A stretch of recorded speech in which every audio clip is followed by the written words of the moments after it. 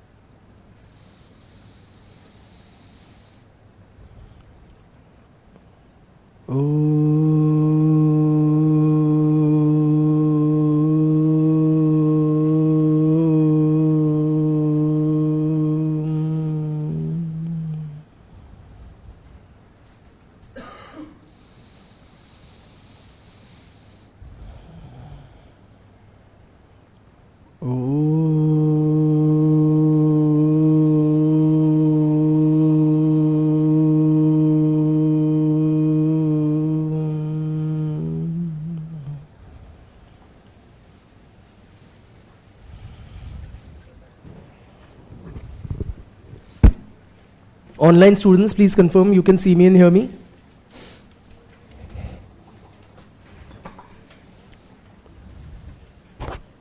Thank you. So, we'll move on instead of a quick revision, except for a couple of quick questions that I'll put to you. What all we have covered in the last lecture? Pattern variables and? Merton में क्या? Criticisms of classical functionalism. That's it. Manifest and latent functions also we've done. Okay. So, what are the 5 pattern variables, brother? Just list them. Huh. Ascriptive versus achievement. It is also known as? नहीं बताया. Quality versus performance. The first pattern variable, ascription versus achievement, is also referred to as quality versus performance. Quality in the sense something which is intrinsic or innate or ascriptive. Okay? And performance referring to achievement. Make note if you haven't, you also. The first dilemma, which is ascription versus achievement, is also referred to as quality versus performance. Continue. Diffuse versus specific. Universalism versus particularism.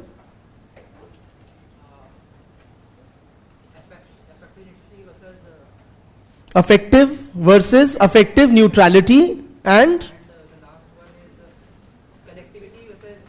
collectivity versus self-orientation. Wonderful. ठीक है. Then, quickly, क्या पढ़ा था अगला? हाँ, what are the 3 postulates of classical functionalism that Merton challenges? Just state them. Postulate of universal functionalism. Postulate of functional unity and the postulate of indispensability. Wonderful. ठीक है. And who are the classical functional social anthropologists whom he attacks? Malinowski and Radcliffe, as in Daniel Radcliffe? No. A.R. Radcliffe Brown. ठीक है. Then we had discussed manifest and latent functions. So, tell me, brother, the manifest functions of India-Pakistan cricket match.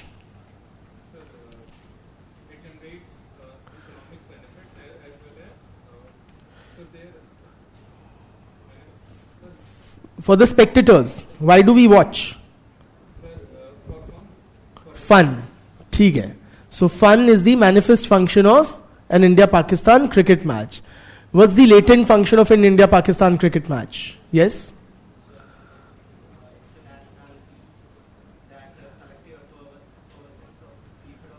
हर चीज में वो produce हो जाती है.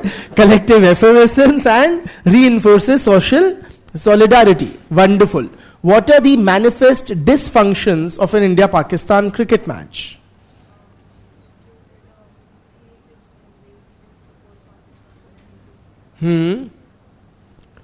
Manifest dysfunctions. Something very obvious to the participants, the spectators.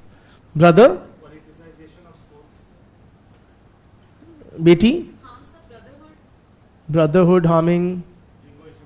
Jingoism. Jingoism, similar. Hostility towards Hostility towards people of different each other's peoples. Violence. Hooliganism, vandalism, public property being destroyed. जिसकी भी team हारती है, they would engage in that. Latent dysfunctions of an India-Pakistan cricket match. Yeah? Sorry? Hatred towards religion of the others. It fosters some sort of a communal animosity, he's suggesting. Betting, bilkul. Hyper nationalism, bilkul. Dividing people globally, है ना? ठीक है. ठीक है. Now, have we also discussed some limitations or criticisms of these concepts of manifest and latent functions? तो लिख लो.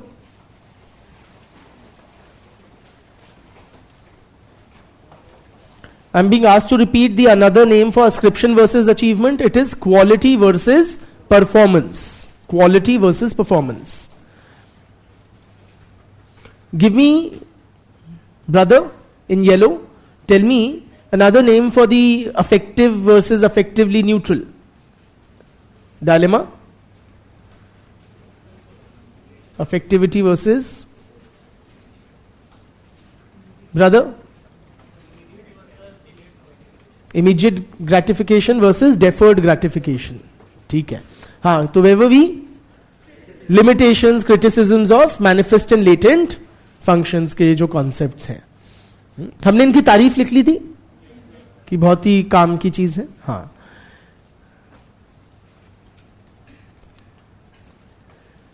Now one criticism, friends, Merton suggests कि भैया manifest functions are subjective dispositions and latent are objective.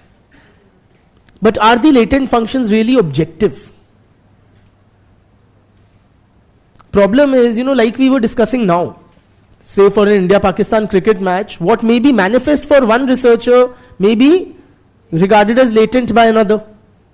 Are you with me? So there is an element of subjectivity there also. We can't have a consensus or clarity as to what is manifest function and which is latent function. ठीक है? One is that. लिख लो. कि he considers that latent functions are objective. This thing, consequences.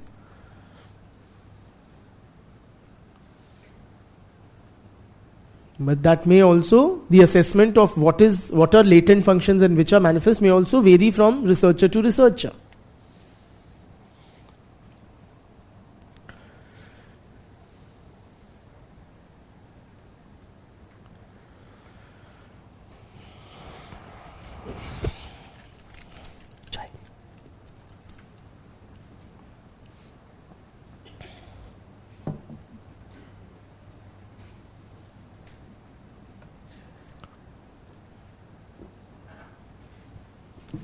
Secondly, friends, if you use his concept of latent functions, you carry it to an extreme.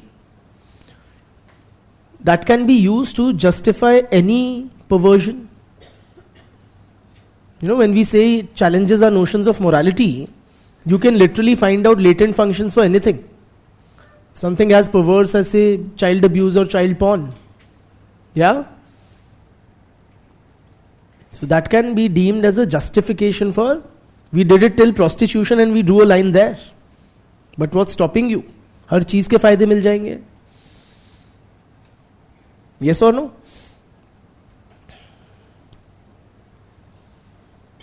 Yeah, I'll write it down.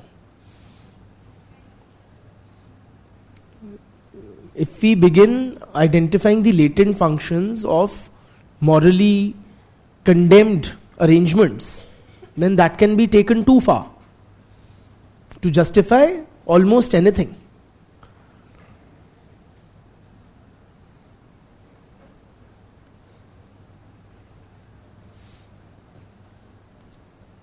It might leave a bad taste in the mouth, but do you want to identify some latent functions of child abuse? Would you like to do that? कई फायदे हो सकते हैं क्या?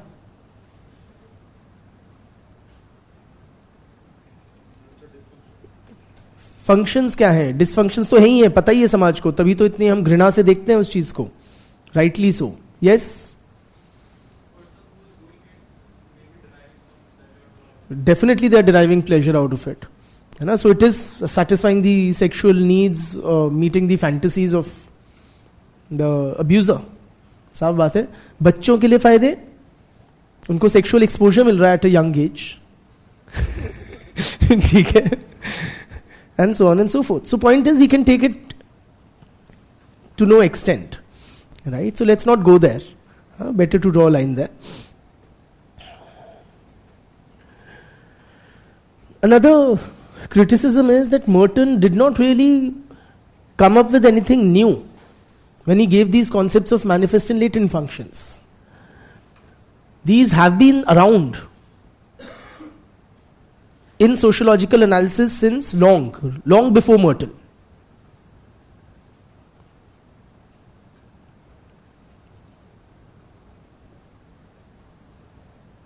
You know, there is this theory by Veblen, Veblen, I think that's how you spell it. Okay, he gave a theory of the leisure class. Leisure class matlab rich people, those who have a lot of leisure time on their hands. And he said, why do rich people purchase expensive things like, you know, say cars? Okay, so why does one purchase a car? What's the stated need which it fulfills, or the stated reason why one purchases a car? Yeah, for transport, for transportation, fulfilling, satisfying one's transport needs that you need to, you know, reach in time between one place and another. Thank you, beta. But what is the actual reason why we buy a car? An expensive one. It's a status enhancer, it's a status symbol. Yes or no? So I buy a car so that I can make you feel that you are pedal. Yes or no? So these are what? These are the manifest and latent functions of buying a car. Are you with me? And Veblen wrote much before, क्या नाम है तुम्हारा, Merton. Veblen. And Durkheim, you know, when he discusses totemism, okay, what is the manifest function of the rituals? And what is the latent function? Solidarity, effervescence, etc. These are the latent. So without using these phrases, you know, they are really talking about the same things. Okay, so Merton ने कोई खास नया योगदान दिया नहीं है. ठीक है, चलिए. Theory of the leisure class. Leisure class. अब चलते हैं to today's agenda.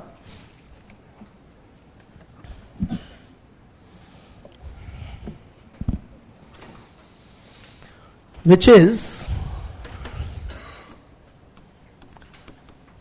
we are continuing with Merton, his theory of reference group.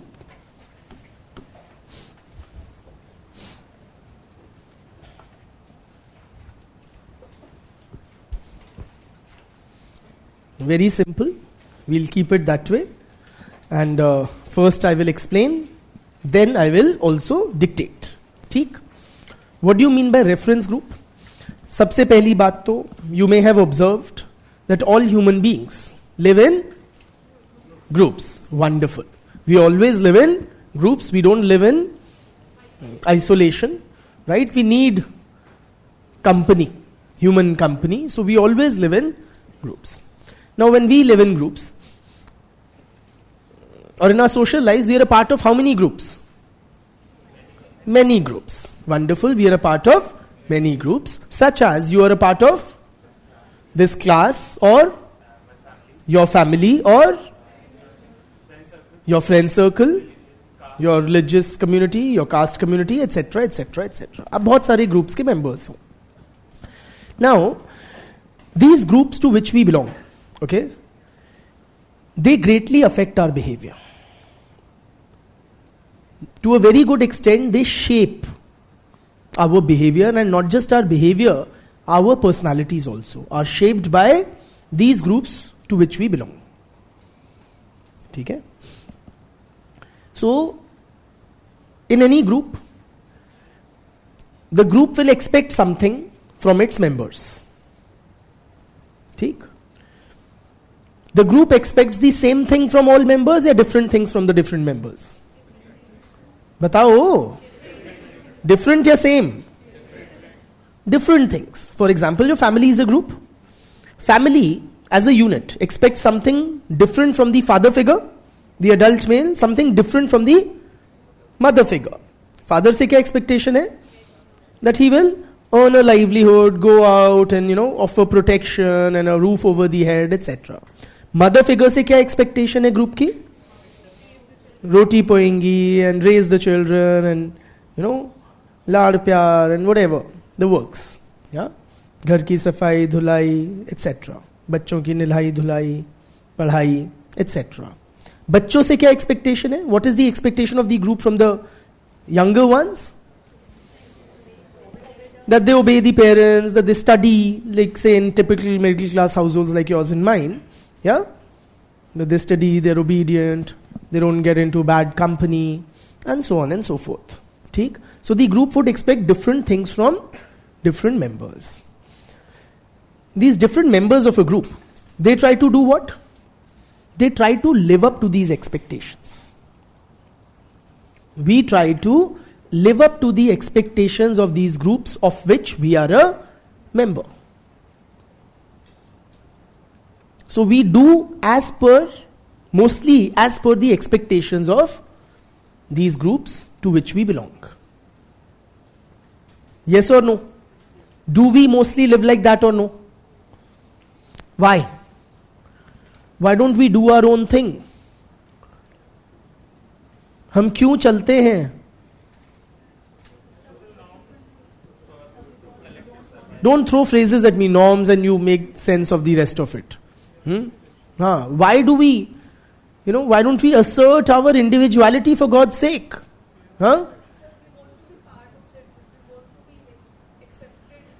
Yes, we want to be accepted, and we also want to be liked. We want to be loved. We want validation. We want to be told कि मेरा अच्छा बच्चा है. That's what we all, yearn to hear from our families. Yes or no? We are no different from those doggies really, who want a petting, ki good boy. We all want that. And irrespective of age or stature within the group, we all want validation from these groups of which we are members. That is why we try to mold our conduct as per the expectations of these groups of which we are a member. So I want to be continuously told that you're a good son, that you're a good husband, that you're a good teacher, that you're a good friend. So I'll try to live up to the expectations of my friend circle. I'll try to live up to the expectations of my students. I'll try to live up to the expectations of my family. इसी में सारी जिंदगी बीत जाती है. ठीक है? So these groups of which we are members, we refer to them to evaluate our own conduct, to evaluate ourselves, our performance. Yes or no?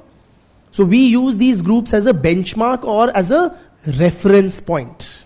So these groups are known as reference groups. Clear? Reference group क्या है? Any social group to which which the individual uses as a reference point or as a benchmark, as a standard to evaluate his or her own conduct or behavior or actions or achievements. So we internalize the norms and values of these groups of which we are members. And then we try to live up to their expectations. So इनको हम क्या बोलते हैं? Reference groups. Clear? Simple? तो लिख लो.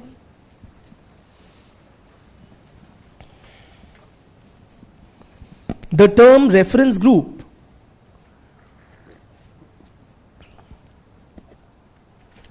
was coined by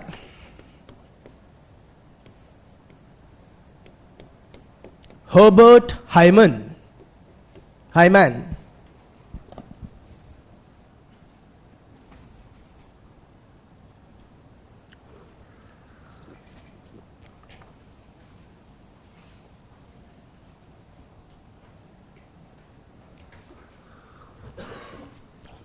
And the concept was further developed by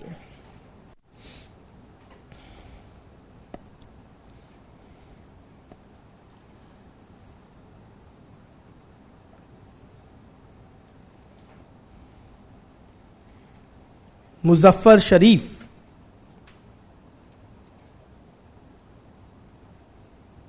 and R.K. Merton.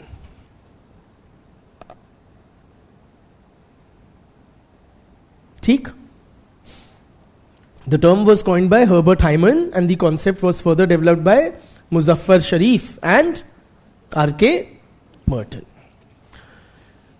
The term reference group refers to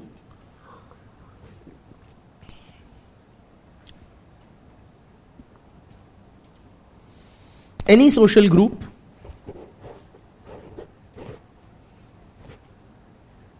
that the individual uses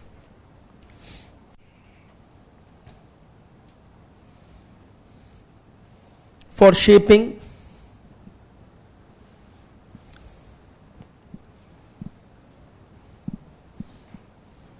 and evaluating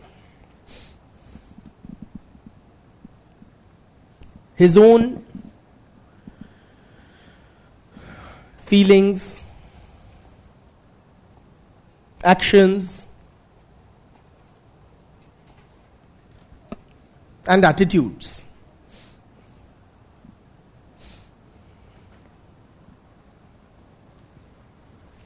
Full stop. Thus, any social group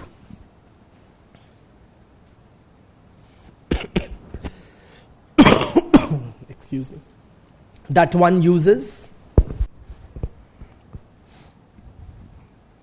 as a standard or as a frame of reference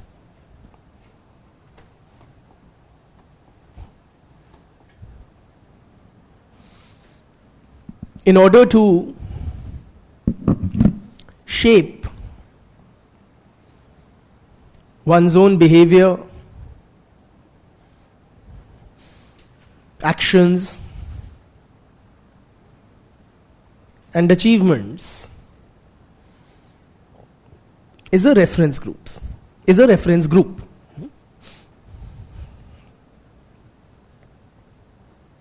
ठीक है? Next para. Human beings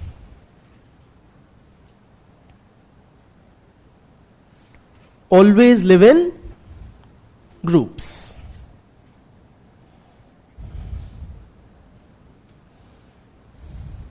Full stop. The groups to which we belong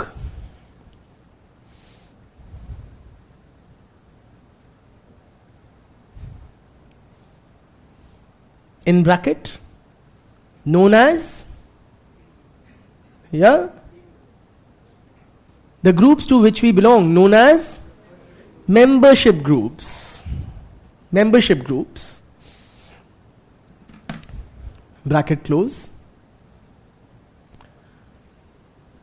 affect our conduct greatly.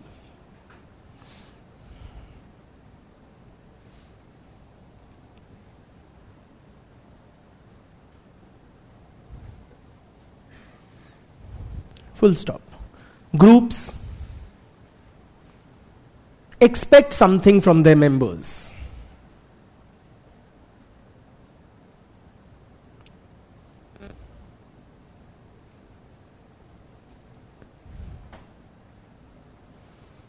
Full stop. The group's members act accordingly. The group's members act accordingly because they seek the group's approval.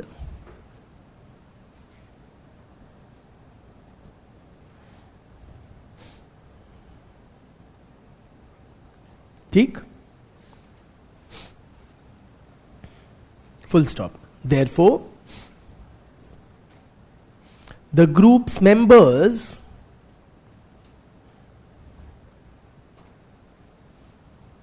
evaluate their conduct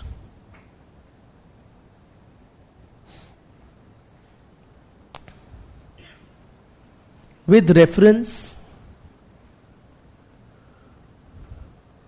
to the norms and values of the group.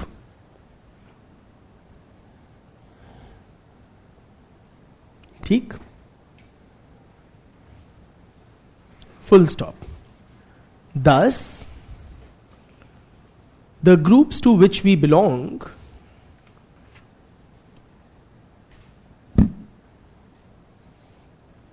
यानी membership groups serve as reference groups.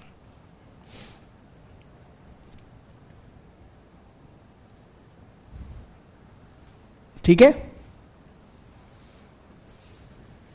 And some of you have this expression, ये भी कोई बताने की बात है. Yeah?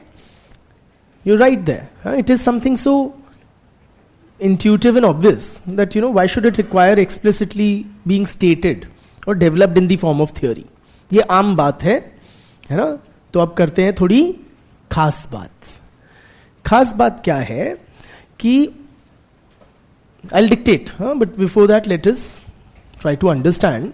खास बात क्या है that it is not just our membership groups which affect our behavior. It is not only the reference group, membership groups which we refer to kind of or adopt their norms and values. Oftentimes, individuals also adopt the norms and values of non-membership groups or those groups to which we do not belong. Even those groups to which we don't belong, they also greatly shape our conduct.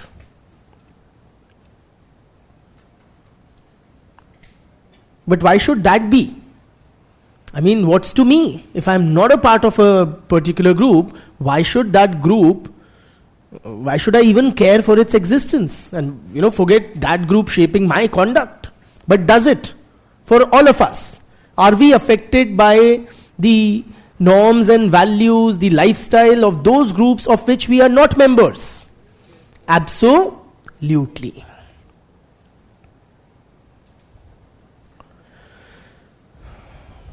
For example,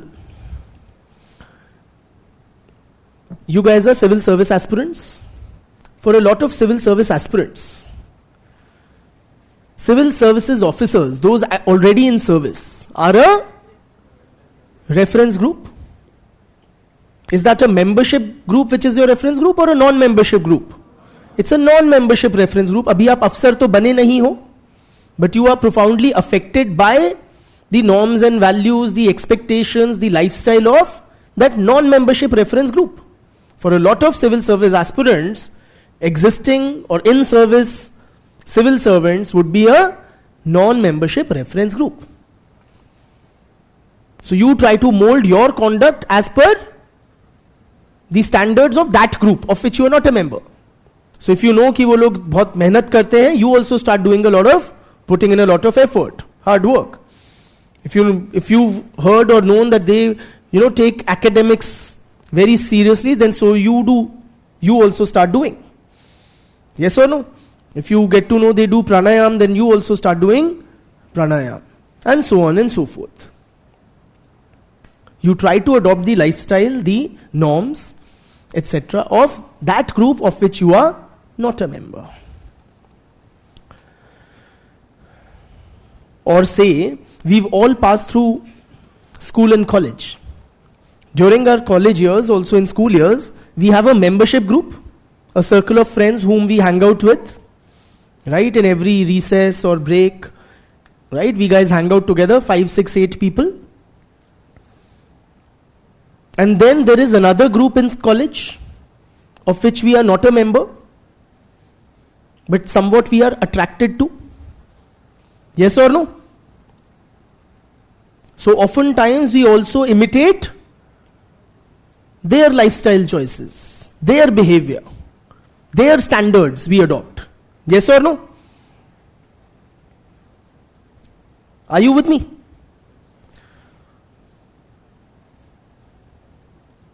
For example, see, these other groups are oftentimes, very aspirational. Meaning they attract us and we want to join them. Are you with me? Say in school or college, typically, there would be a difference like our membership group, our circle of friends would be typically, having all members of the same sex. And that aspirational group has both boys and girls. And you're like, wow, यार, उसमें तो लड़के लड़कियां दोनों हैं. हम यहाँ पे लड़के लड़के ही घूमते रहते हैं, लड़कियां लड़कियां घूमते रहते हैं. Yes. Typically, say our membership group, we talk in our native language. And that aspirational non-membership reference group, they talk in English. Yes or no?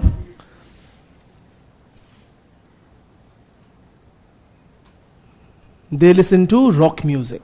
We listen to Bhangra, Punjabi, or Honey Singh, or Altaf Raja. Yes or no? So there's a great difference in the lifestyle, the norms of these two groups.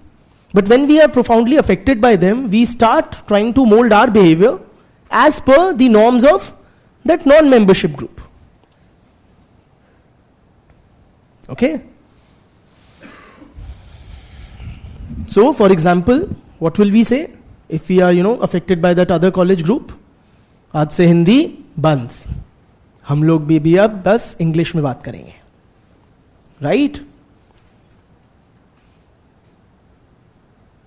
We'll also try to be comfortable and casually talk to the opposite sex. क्या है, इतनी बड़ी क्या बात है, वो लोग भी तो कर ही लेते हैं, हम भी कर लेंगे. Yes or no? This is known as anticipatory socialization.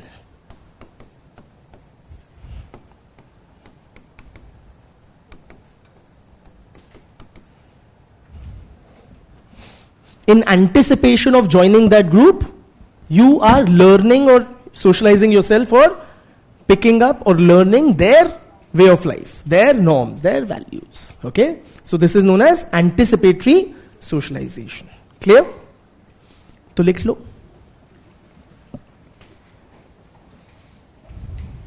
Next para. Many times,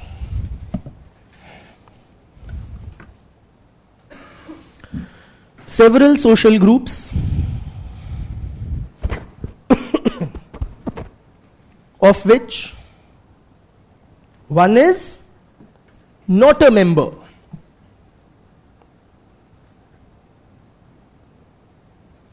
bracket में, known as non-membership groups,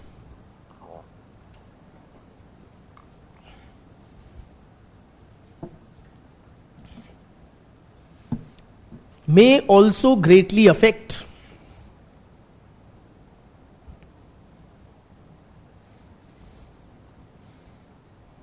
the individual's behavior.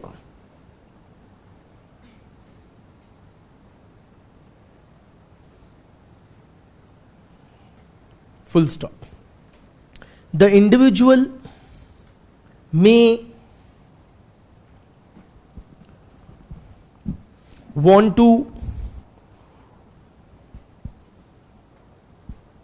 join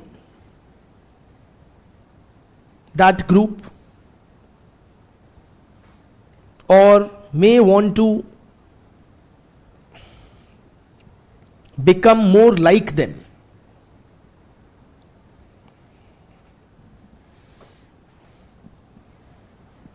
Full stop. In other words,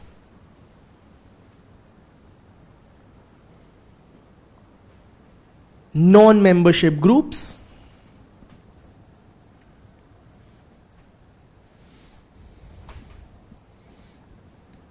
may also serve as a reference group.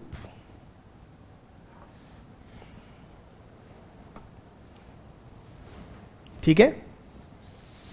अब सब heading दीजिए anticipatory socialisation.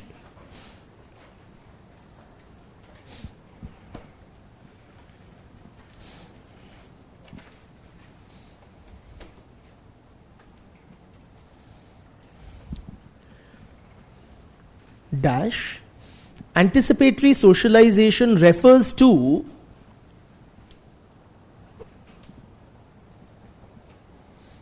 the social process of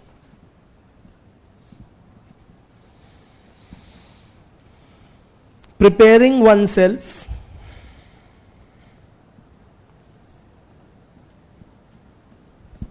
for entry into a group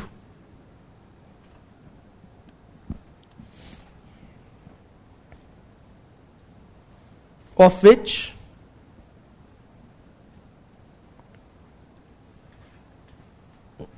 one is not a member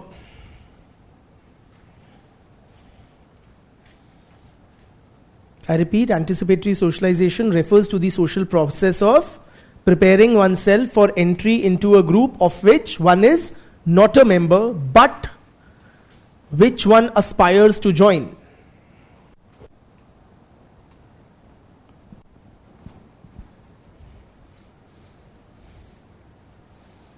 By adopting its norms, values and lifestyle.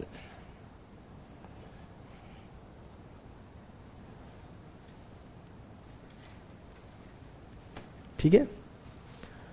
Full stop. Next para. And you tell me before we write, anticipatory socialization, is it beneficial or functional for the individual concerned or harmful or dysfunctional? Functional in what sense? Why do you say whoever says it's functional? Why is it functional? और क्या फायदा है anticipatory socialization करने का? Brother? Grow. You'll grow anyways, like grow as in acquire new skills or become better. You're suggesting it helps you become better.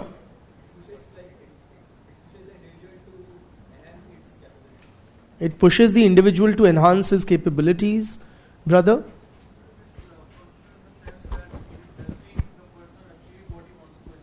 Absolutely correct. Which is membership of that non-membership reference group. Betty? Had you raised your hand? Yeah?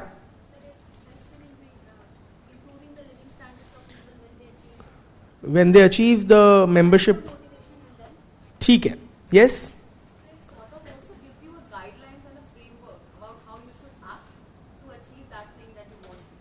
ठीक है. So we have some sort of a template before us regarding how to conduct ourselves. है ना? Or it's like a guideline, it's a framework for action. Guide to action. ठीक है. Great. So, लिखो. Anticipatory socialization may be functional for the individual undergoing it because it enhances his chances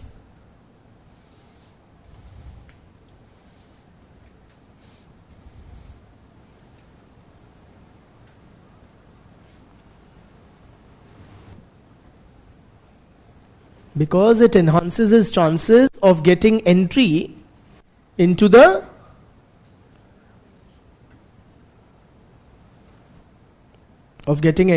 non-membership reference group. Develop some shorthand, guys, NMRG, otherwise it will take you like a whole year to write this phrase. Because it enhances his chances of getting entry into the non-membership reference group. Right? So if you start adopting the lifestyle, the work ethic of a civil servant, you are more likely to clear the exam and become one of them. Yes or no? If you start speaking in English vis-a-vis that college group situation that we had developed, you are more likely to be accepted by them. Yes or no? So it increases your chances of getting entry into that non-membership reference group. Full stop. Anticipatory socialization is also functional. Likho to. Is also functional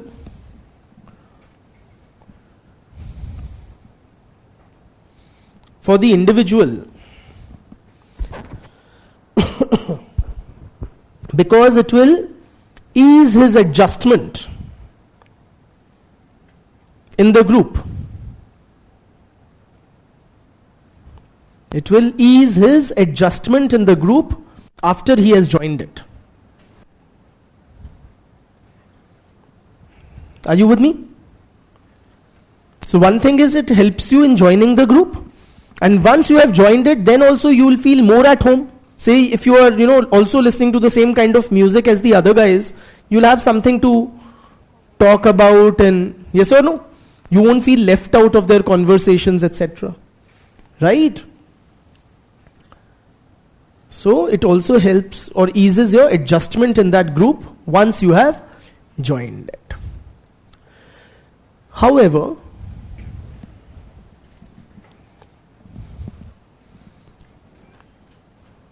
can it be also dysfunctional, friends? Why? If he's saying, if I am influenced by negative people, like say, lot of in schools and colleges we also pick up smoking. All these wonderful habits we pick up in college life mostly, smoking and partying, if that can be termed as negative, and alcohol consumption, और आजकल तो सुना है drugs वगैरह भी खूब चलते हैं. So all these wonderful habits, is that a negative this thing? See, that's a moral judgment we are passing. Okay, so you are evaluating in terms of, let me just set the record straight on this point. For example, if I am attracted to a group of boys who are like smoking, a lot of young boys, when you are young, you are influenced by these bhaiyas, and bhaiyas are like very macho and very attractive, with like coarseness of skin and dadi and whatnot, which the boys don't have, right? And then bhaiya also smokes, and bhaiya is like rugged, and this group of bhaiyas are there, and we want to be like them, so we also do what? We also take up smoking. Ki bhaiya mujhe bhi kara do smoking, and we also do smoking, So is that and we might undergo anticipatory socialization. And then bhaiya will take us under his wings. Okay, bhaiya or the gang of bhaiyas. They will take us under their wings, so they will say, chal tu bhi aaja, and chal ja tu leke aa, ye le packet leke aa, and all of that. They'll make us feel grown up. Right? So is that, and that helps us join that group of bhaiyas. We become one of them. So is that functional or dysfunctional? Functional. Don't sit in moral judgment कि ये तो गलत काम है, cigarette पीना या शराब पीना या कुछ भी करना. ठीक है? Functional in the sense it is helping the individual achieve what he wants to achieve, which is to join that group. Alright? So to that extent it is seen as functional. As we proceed, we'll later talk about this something called positive reference groups and negative reference groups. This group of bhaiyas from which we learn smoking and alcohol consumption, these are a positive reference group. These are not a negative reference group. These are a positive reference group because we wish to join them. We wish to be like them. Okay, so we use these groups to form our norms or what we have to do. We imitate them. We matlab the individual concerned. So they are a positive reference group. Negative reference groups are those which we don't want to become like, or which we don't want to join. So for this individual who is very enamored by bhaiyas, the class toppers may be a negative reference group. Are you with me? Bloody nerds, chashmish, and this or that, right? So for this individual, the class toppers are a negative reference group. For another person, the class toppers may be a positive reference group. They wish to join or become one of them or like them. While the bhaiyas may be a negative reference group. समझ गए? तो ये होता है. तो anticipatory socialization, if it helps the individual achieve what he seeks out to, it is functional. ठीक? But it can also be dysfunctional for the individual concerned. How? Simply, guarantee है क्या कि वो आपको ज्वाइन करने देंगे? नहीं है. क्या गारंटी है? There is no guarantee. हाँ, no matter how much English you start speaking, no matter how much rock music you start listening to, is there any guarantee that they will consider you one of their own? दिल से घर जाके अल्ताफ राजा सुनता होगा. ठीक है. And this whole process, it might alienate you from your membership group. So the norms, the expectations of your membership group and that of the non-membership reference group may clash with each other. Are you with me? So your membership group, what will they say? तू बहुत अंग्रेज हो रहा है, तो उन्हीं के साथ घूम यार, है ना? समझो, you are not one of us anymore. वो भी हिंदी में ही बोलेंगे ये. ठीक है? Are you with me? In other words, you may end up as a marginal man.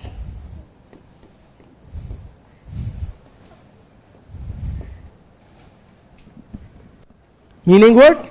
धोबी का, ना घर का, ना घाट का. ठीक है? That you have not been able to join the group which you aspired to join, and you have also become cut off from the group of which you were a member. ठीक? तो इसको लिख लो. क्या लिखा है last? However, anticipatory socialization may be dysfunctional for the individual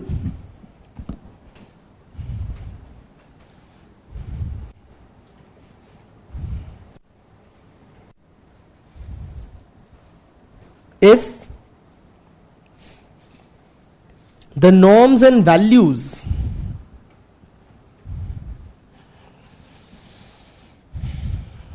of one's membership group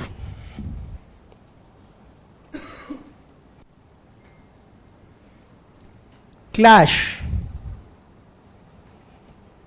with those of the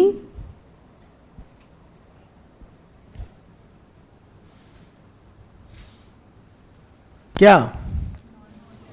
non membership reference group, NMRG. ठीक है?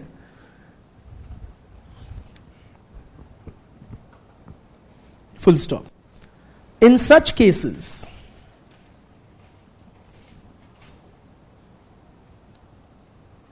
the individual may get alienated from his membership group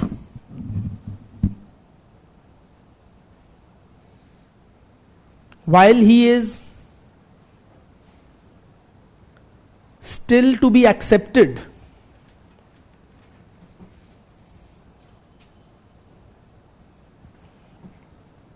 by his non-membership reference group.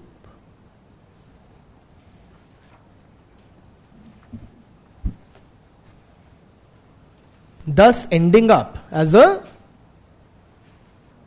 marginal man.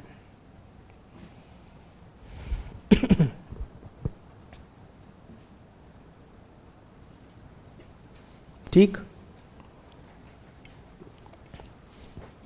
Now we'll discuss a related concept related to this reference group theory. It's called relative deprivation. Give a subheading to this effect. Relative deprivation.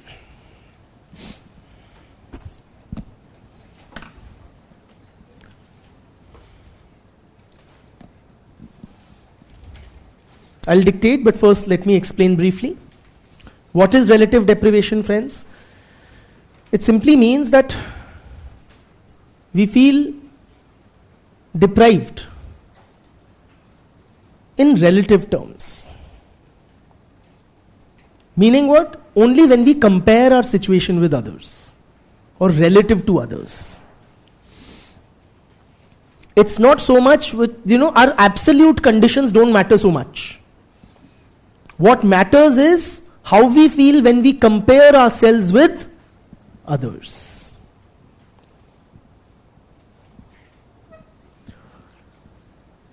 For example, anybody will volunteer, like just ask a simple question or two. Anybody raise your hand? Which car do you have? Which mode of transport do you use? Metro. Okay, fine.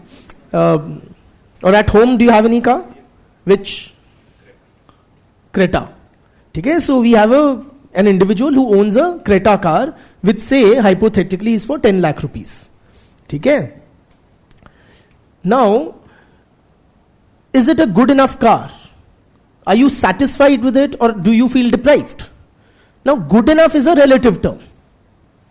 How he feels owning a Creta will depend on who he is comparing himself with. So if he compares himself with those persons who own a car worth, say 20 odd lakhs, he will feel relative deprivation or relatively worse off. If he compares himself with people who are in a Lamborghini or something, he will feel far more sense of deprivation. Are you with me? And if he compares himself with somebody who is in a second-hand car of 3 lakh rupees, he will feel a relative sense of satisfaction. Zahir baat hai. Yes or no? If he compares himself with a person who is using public transport and doesn't own a car, he'll feel a greater sense of relative satisfaction. Saaf baat hai. Are you with me? And he compares himself with somebody who's using 11 number ki gaadi, which is our legs. He'll feel far greater satisfaction. So how we feel, whether we feel deprived, whether we feel satisfied with what we have, depends on who we are comparing ourselves with, or depends on who is the reference group. Are you with me? Now, how many of us here? This is clear, right? So it's basically comparative. A sense of satisfaction or dissatisfaction is relative, depending whom we compare ourselves with. Now tell me, friends, how many of us here own a yacht or a ship or a helicopter? Do you feel relative deprivation? कि यार helicopter भी नहीं है. Did that thought cross your mind? No. Why? That's something you don't have, but you've not felt deprived of that. Why? Have you felt deprived of, say, a fancier phone, a fancier mobile phone, or a slightly more expensive car than what you presently have, mode of transport? Why not a helicopter? क्या problem है? Huh? Sorry? Reference group में किसी के पास नहीं है. And who is our? So we don't compare ourselves with the Ambanis and the Tatas. Whom do we compare ourselves with? Huh? Relatives. Cousins. Yes or no? हम दोनों ने साथ में इंजीनियरिंग करी थी, उसका 8 lakhs का पैकेज है, मैं घर से पैसे ले रहा हूं. That is relative deprivation. So we compare ourselves with whom we consider a comparison is reasonable. Are you with me? We compare with our neighbors. उनके घर में नया सोफा आ गया, हमारे घर में 15 साल पुराना है. We compare with our cousins. We compare with the people we have gone to school and college with. So there is some sort of a commonality, common ground with the people whom we set to compare ourselves against. Yes or no? लिख लो.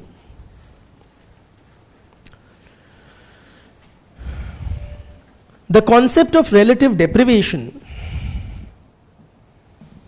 was developed by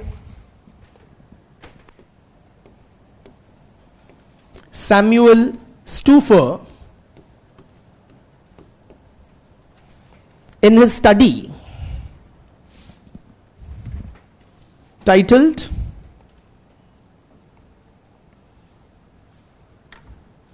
The American Soldier.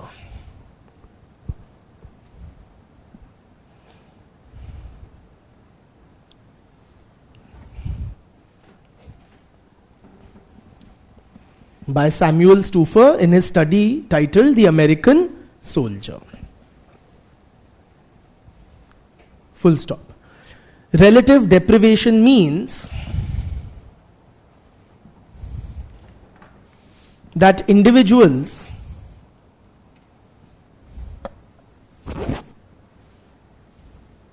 see themselves as deprived or privileged by comparing their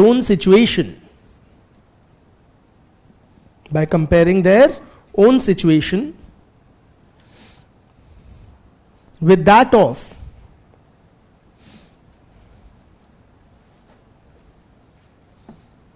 other groups of people.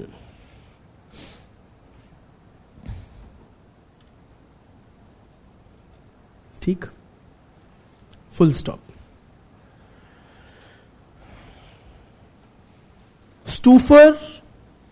Stuffer's study found that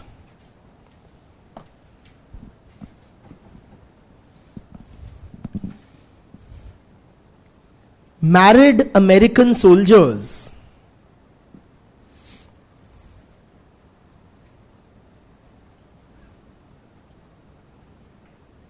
experienced relative deprivation, या felt relatively deprived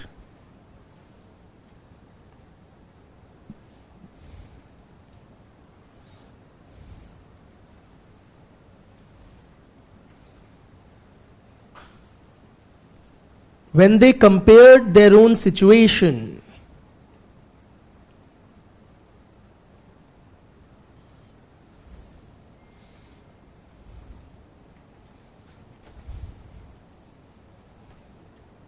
with who? You tell me. When they felt deprived when they compared themselves to unmarried American soldiers or married American civilians. They felt deprived, relative deprivation, when they compared to their unmarried soldiers or married civilian. Likho. When they compared their situation with both unmarried soldiers and married civilians.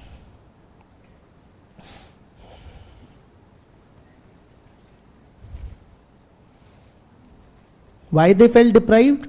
On different parameters. So when they compared themselves with unmarried soldiers, they felt that the unmarried soldiers have it easy. They can afford a carefree lifestyle. They are not encumbered by responsibilities that come with marriage and maintaining a family that we married soldiers are. Are you with me? So they can be carefree, they can be, they have greater simply freedom in all ways. Right?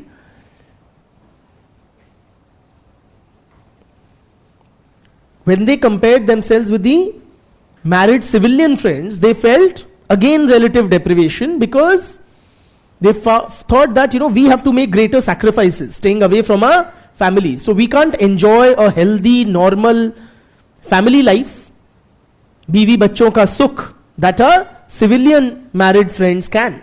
Are you with me? So they felt relative deprivation on both counts. ठीक है, आगे लिखिए, एक sentence लिखिए in quotation marks.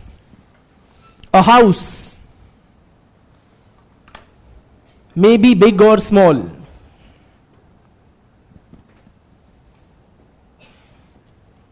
Full stop. As long as nearby houses are likewise, are similar, one's house is adequate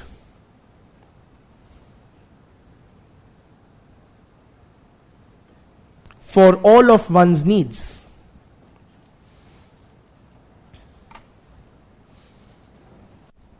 Full stop. However, let there arise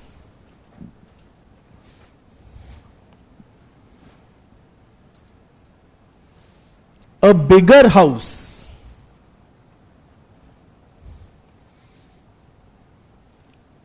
in front of this modest house,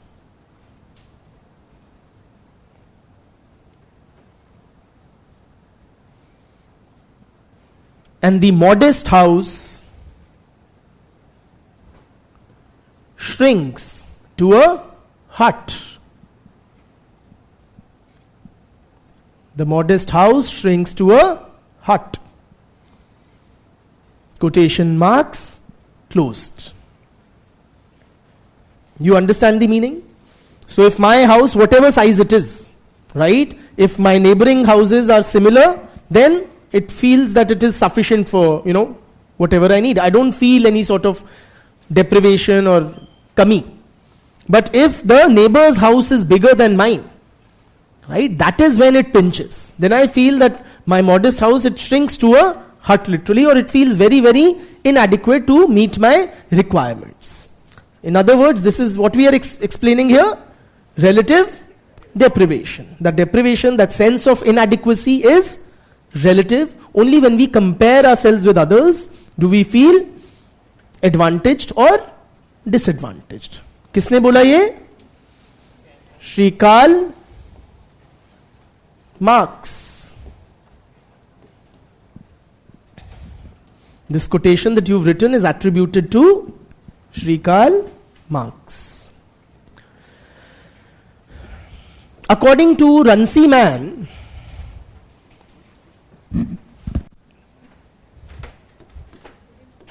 this fellow,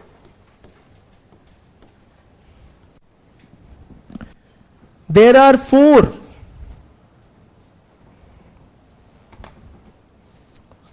necessary and sufficient conditions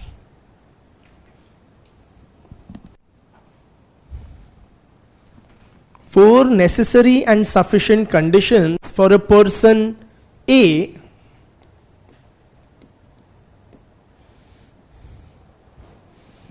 to feel relative deprivation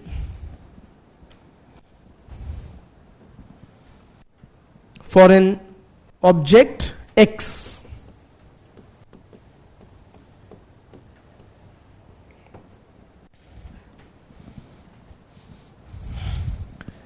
किसी व्यक्ति को किसी वस्तु का अभाव कब होगा? When will a person experience relative deprivation vis-a-vis a particular thing or object? Logically think and tell me. You will those 4 conditions possibly we can easily deduce using basic logic. Beti? We get exposed to it through some reference group. Okay. Helicopter में कभी बैठे ही नहीं हम, तो हमें उसकी कमी क्यों महसूस होगी, है ना?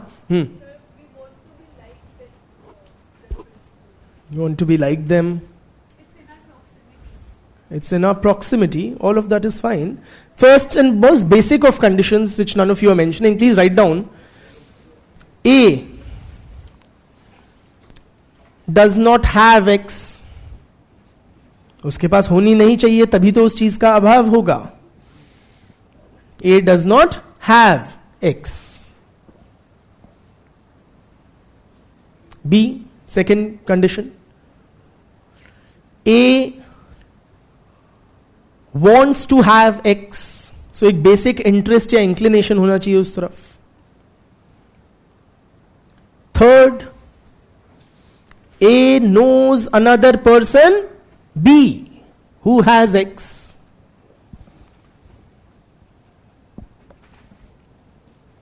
A knows another person, B, who has X. And fourth, should A, you tell me, लिखो नहीं ना, सुन भी तो लो. Should, in A's perception, should X be within his reach or beyond his reach? Within his reach or beyond his reach? We are a divided house. लिखो. A considers that, fourth condition, A considers that obtaining X is realistically possible.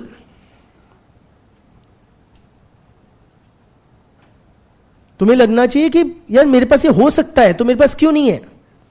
Are you with me? If it's beyond your reach, you will stop aspiring for it. So you need to feel that it is a realistic aim to want to have X. ठीक है? So this is relative deprivation. Next subheading, reference group selection process.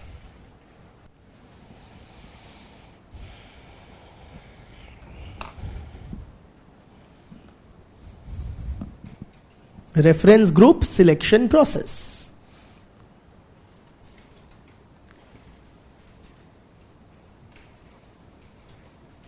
Now थोड़ी सी मीठी मीठी बातें करेंगे, उसके बाद हम लिखेंगे. ठीक है? Tell me friends, selecting reference groups, is it a simple process or is it a complex process? Both. Simple for family में what's there to choose?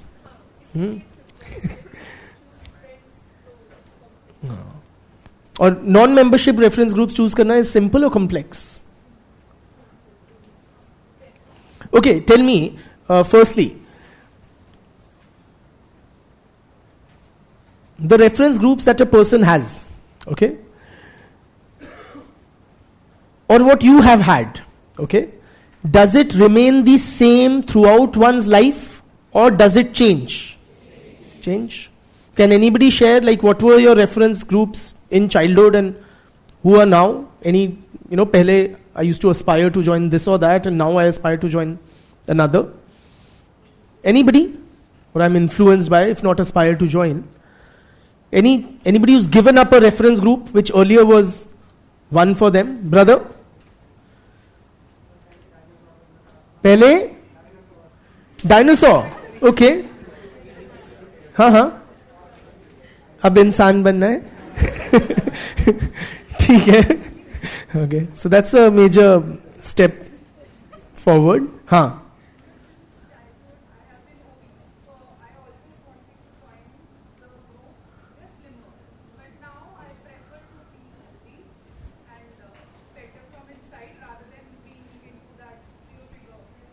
ठीक है. So you've given up on that zero figure kind of a reference group, and any new ones you've adopted in place?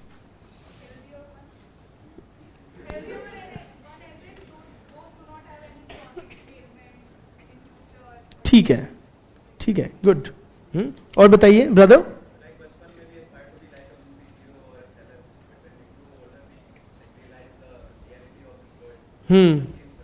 कौन हो गए अब फिर?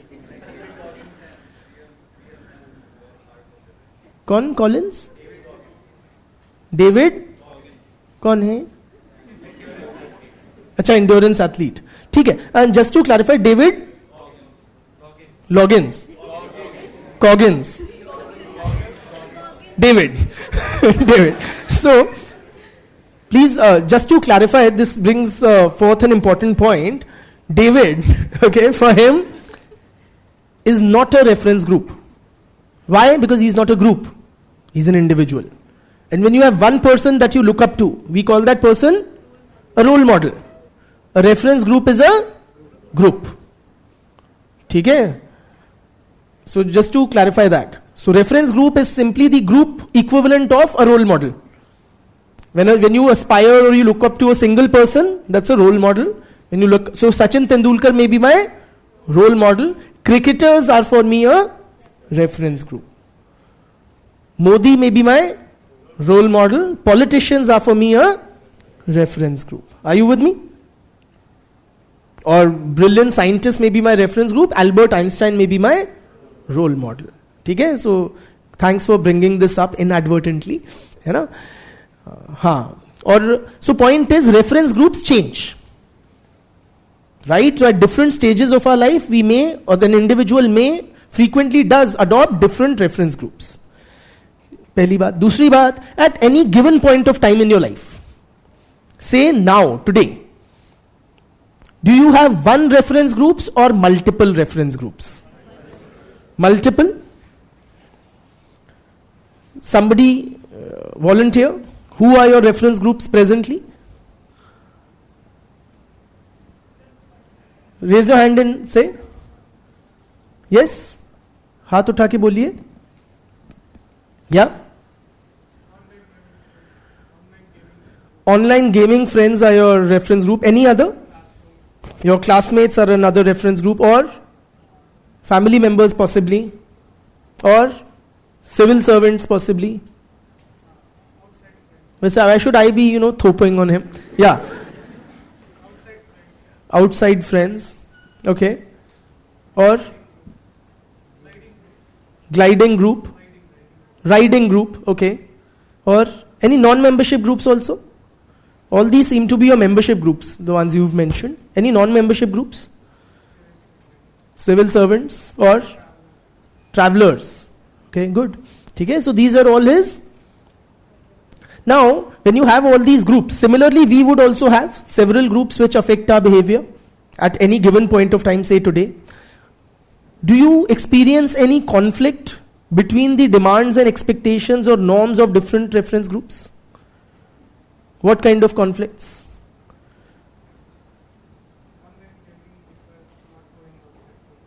Okay, and traveling requires gaming outside a lot. So, different groups will make different demands on your time, your schedule, your sense of commitment, etc. Right? Then what do? क्या आप जीना छोड़ देते हो? जॉब छोड़ देते हो? क्या करें फिर? When you have these conflicting demands made by different reference groups, what do? You manage between them. साफ बात है. So either you would prioritize कि nowadays or for the next 3 months I'll focus on, okay, the civil service exam is coming, so I'll focus on civil servants as my reference group. Focus on studies or classmates as my reference group. Okay, and once I've cleared the mains, I'll go for trekking or something. Are you with me? So you manage, you prioritize, you compartmentalize. Yes or no? So for this thing, I want to be like film stars only in terms of popularity. Not in terms of, say, their family life.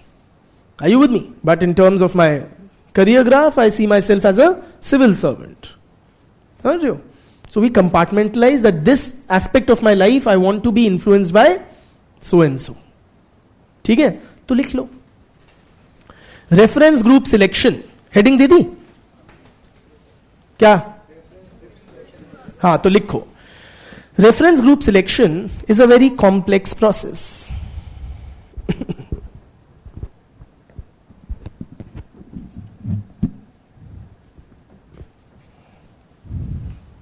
Full stop.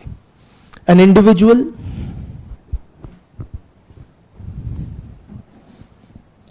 chooses different reference groups. Write faster. Chooses different reference groups during different phases of his life.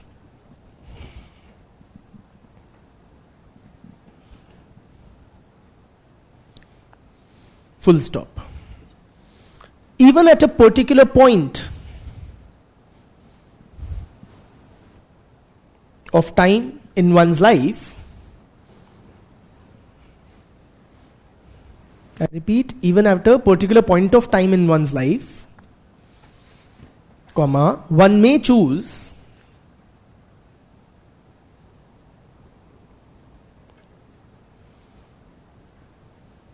a number of reference groups for different aspects of his life. Right?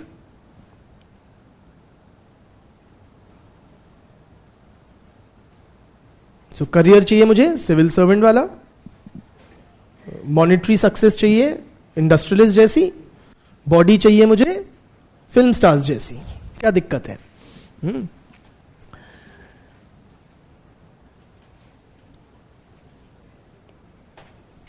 Several times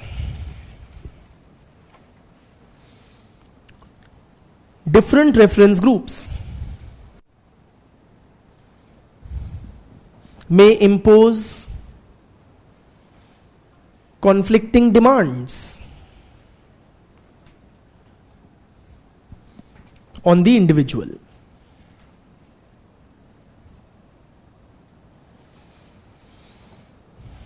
ठीक? Full stop. The norms and values, the expectations of different reference groups of an individual,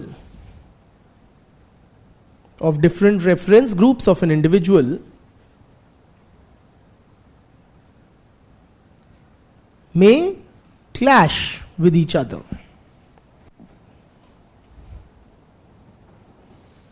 ठीक?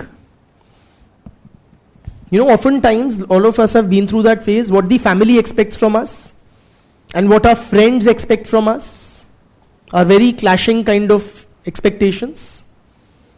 Yes or no? Friends would expect from you that you will do a night out with them and party all day and night and have all kinds of substances, while the family may expect you to be in bed before 7 p.m. and not consume substances and lot of things. तो क्या करते हो? Family छोड़ देते हो या दोस्त छोड़ देते हो?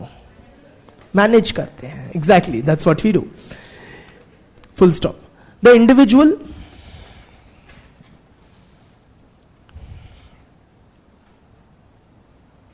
however attempts to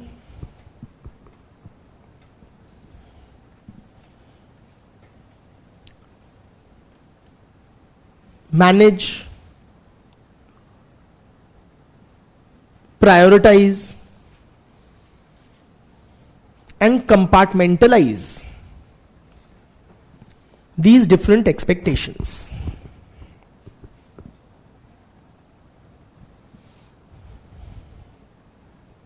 ठीक है? Next para.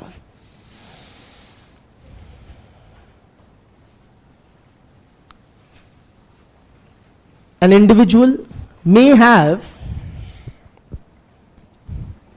several positive reference groups.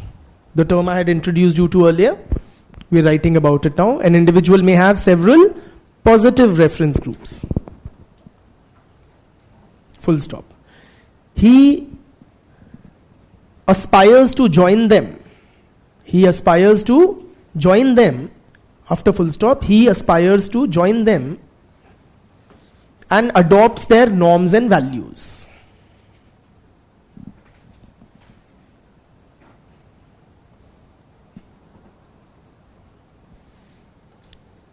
ठीक है? Full stop. The individual may use some other social groups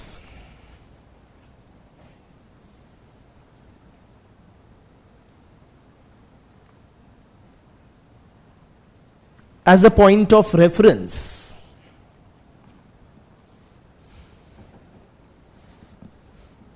to develop counter norms.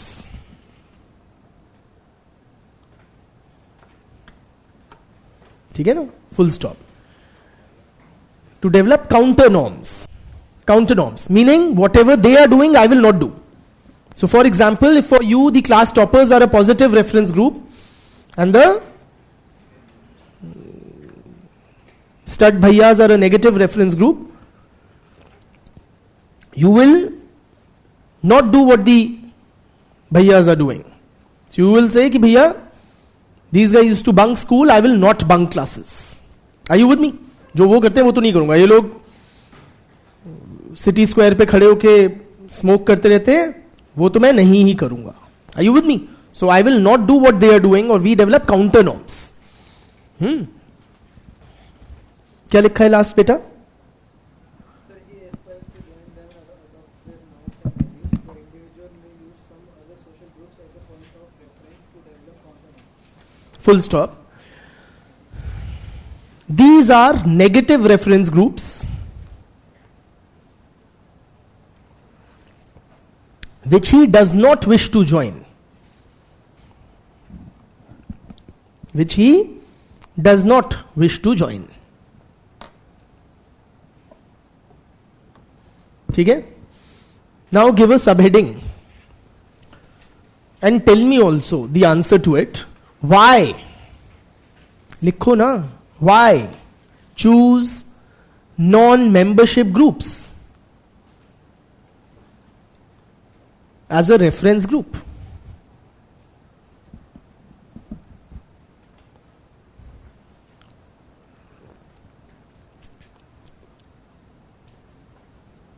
Why do we choose non-membership groups as our reference groups? We already have so many membership groups.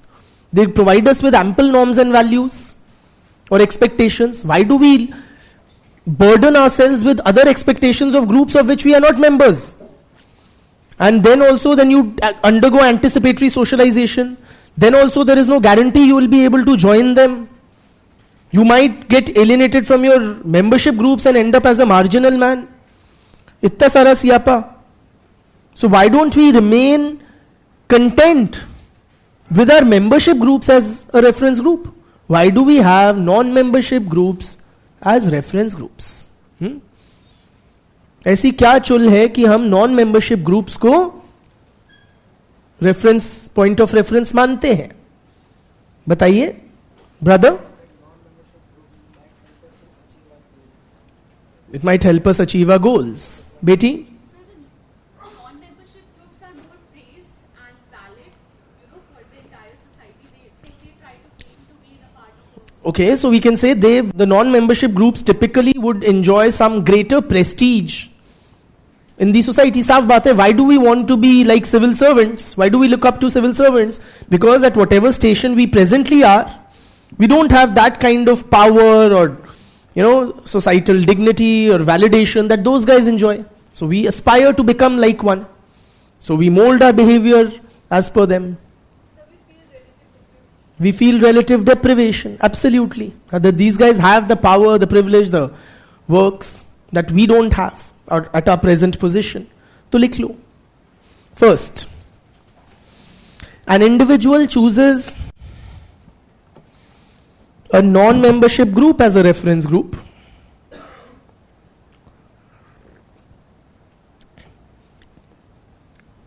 because its membership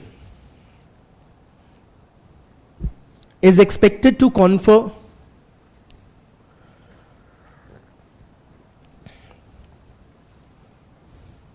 greater power or prestige on the individual.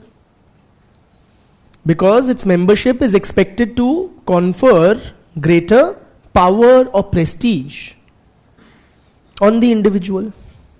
ठीक है?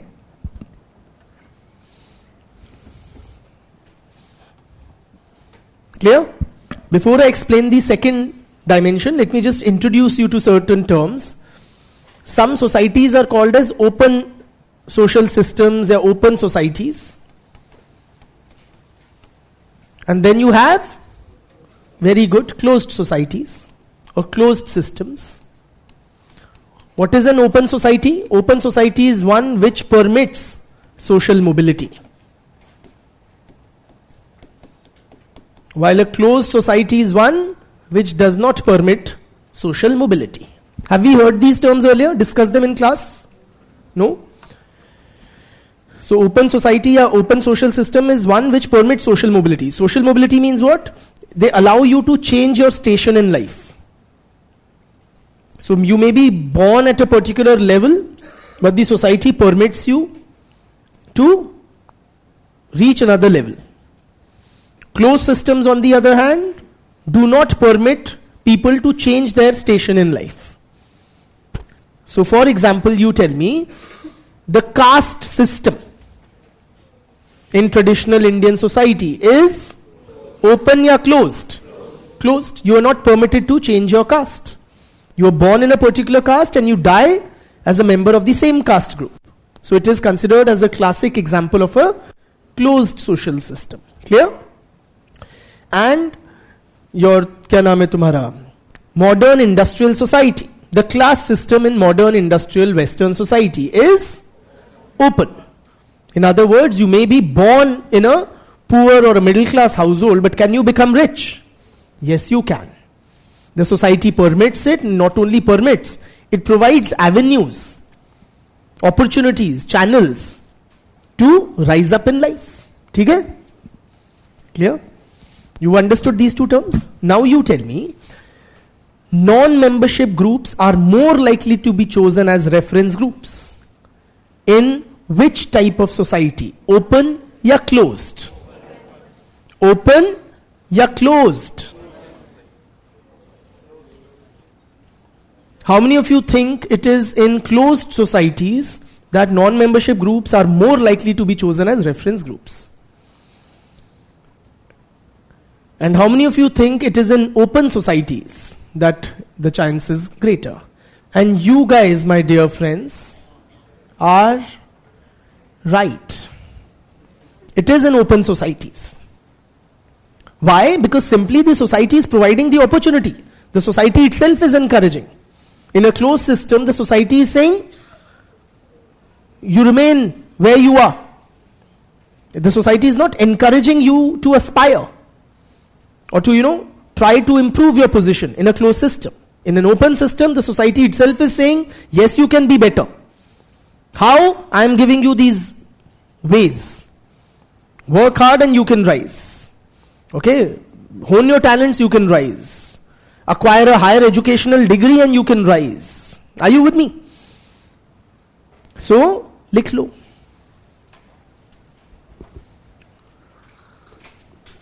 Non-membership groups are more likely to be chosen as reference groups.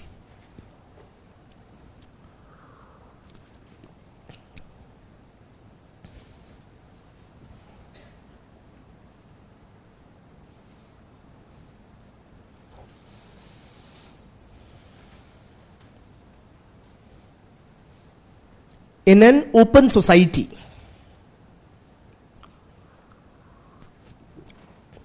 that permits social mobility,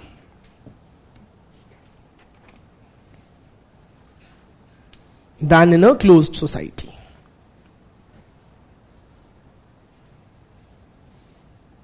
ठीक है?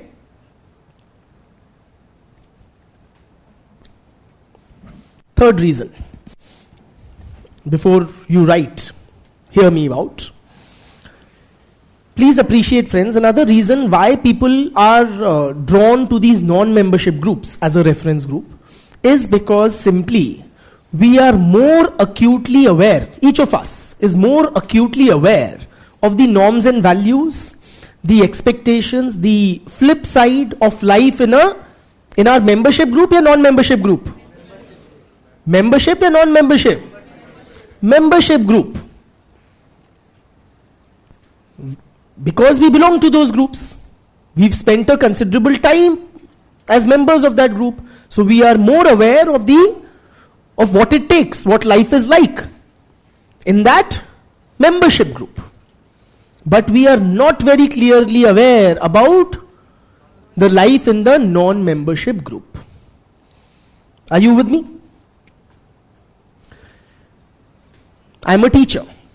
So, teachers for me are a membership group. I am a teacher. I've spent more than a decade as a teacher, a very substantial portion of my life. I have friends who are teachers. Yes or no? I have interactions day in and day out with other teachers. So I am very acutely aware of what the life of a teacher is like, what it takes, what kind of effort a teacher has to put in, what kind of rewards one can expect by putting in whatever kind of effort. Are you with me? But I'm not a film star. So I don't know. And oftentimes, when you don't know about other categories of people, you see the good side or the bad side. You see the good side. Are you with me? So, simply put, friends, things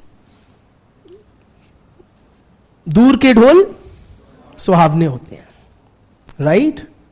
Or grass is always greener on the other side. So I don't know what is, I see the glamour, the money, etc. of film stars. But I don't know the flip side. I don't know, for example, that वो 2 साल तक 2 समोसे नहीं खा सकते, जो I as a teacher can and do every week. Yeah? Or what sacrifices it entails. Are you with me? So that is also one of the reasons we get attracted to these non-membership groups and adopt them as reference groups. ठीक है? तो लिखो. इसीलिए आधी जनता भाग जाती है Bombay film star बनने, है ना? लिखो. An individual is typically acutely aware. Is acutely aware, acutely nahi, acutely, of the norms and values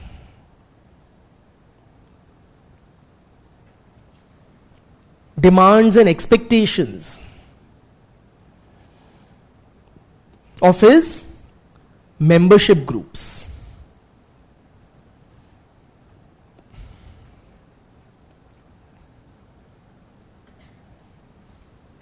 And not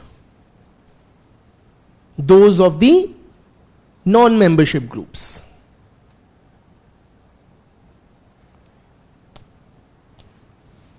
Full stop.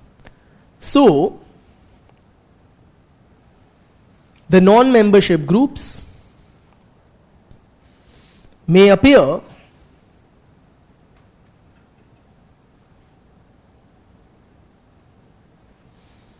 more attractive from the outside than what they really are.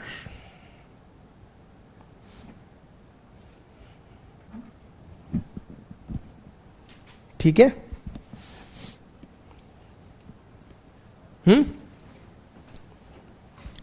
Last point. In any group, friends, before you write, hear me out. I have to always continuously make that request. In any group, do all the members of a group enjoy an equal position? Yes or no? No, clearly not. Not in any group. In your family, do you have a clear hierarchy of sorts? Yes, you do. Even in a group of friends, is there a hierarchy there? Yeah? Same class and same circle and same course. Is there a hierarchy of sorts? You bet there is. In every group, there is a certain group dynamics that certain persons are or become more important than others.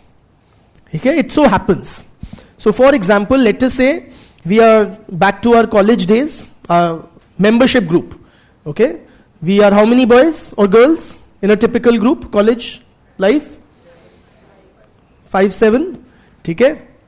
So say there is one guy in that group, he is A. Okay? He is who? He is the John of the group. Yeah? He is like the the center of attraction, the life of the group. Right? It is around him that the group life revolves. होता है एक ऐसा बंदा? Yeah? Yeah? Okay, I think that was just a very vocal agreement. है ना? ठीक है. And then you have some other persons, B and C, who are like, his closest buddies and his trusted aides, if I may call them. Yeah? So they are like very thick, these guys. But clearly A has somewhat of a leadership position or a dominant position. But these guys are in his, close circle of, they enjoy the confidence of the group leader, as it were. ठीक है?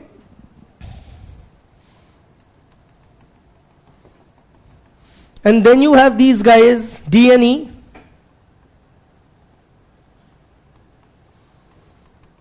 who are also respectable members of the group, but not as vital as A, B or C. And then say you have F, ठीक है, who's like आया तो आया, नहीं आया तो नहीं आया. Yes or no? कोई नहीं पूछ रहा. आएगा तो ठीक है, इसको साथ ले चलेंगे कि कोके कोले ले आएगा or something of the sort, है ना? और he is slightly rich, so चलो इससे पैसे निकलवा के हम कैंटीन में कुछ खा लेंगे. Something of the sort. So, we just keep him for convenience sake in this thing. होता है? Who amongst them is more likely to get attracted to a non-membership group as a reference group? Let's take the extremes. A or F? F. Clearly. है ना? जिसको अपने group में इज्जत नहीं मिली, जिसको अपने ग्रुप में, membership ग्रुप में satisfaction नहीं मिली, he is more likely to get attracted to non-membership groups as कि क्या पता वहां इज्जत मिल जाए, वहां प्यार मिल जाए. ठीक है? As a reference group. तो लिख लो. Usually, it is the social isolates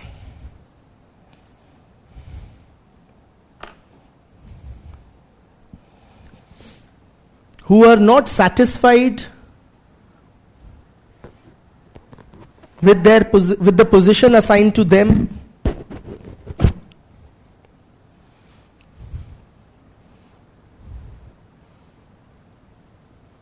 within their membership groups,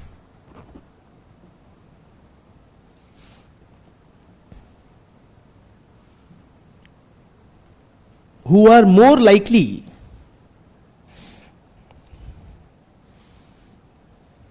to use non-membership groups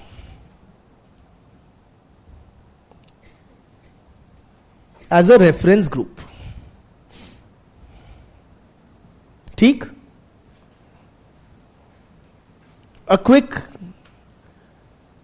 throwback to our college days. Where were we?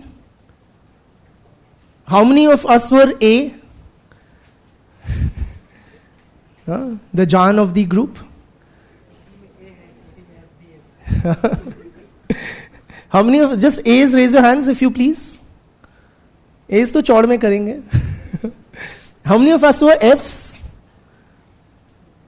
Okay, so yeah, why not? ठीक है.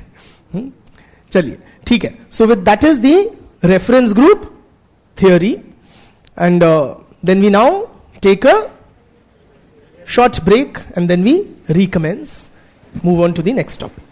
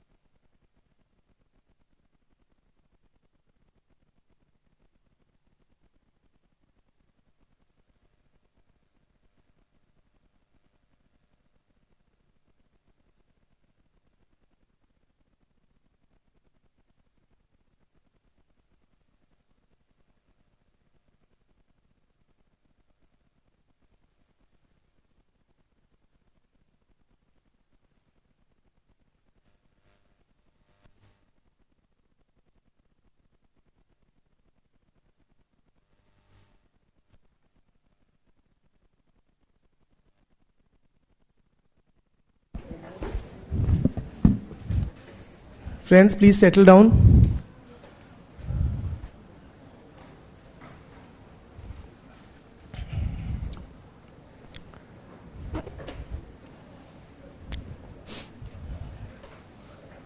Gulp it quickly. have it, it's okay, but quickly. Moving on to the next topic, the last topic under Merton, which is his theory of deviance.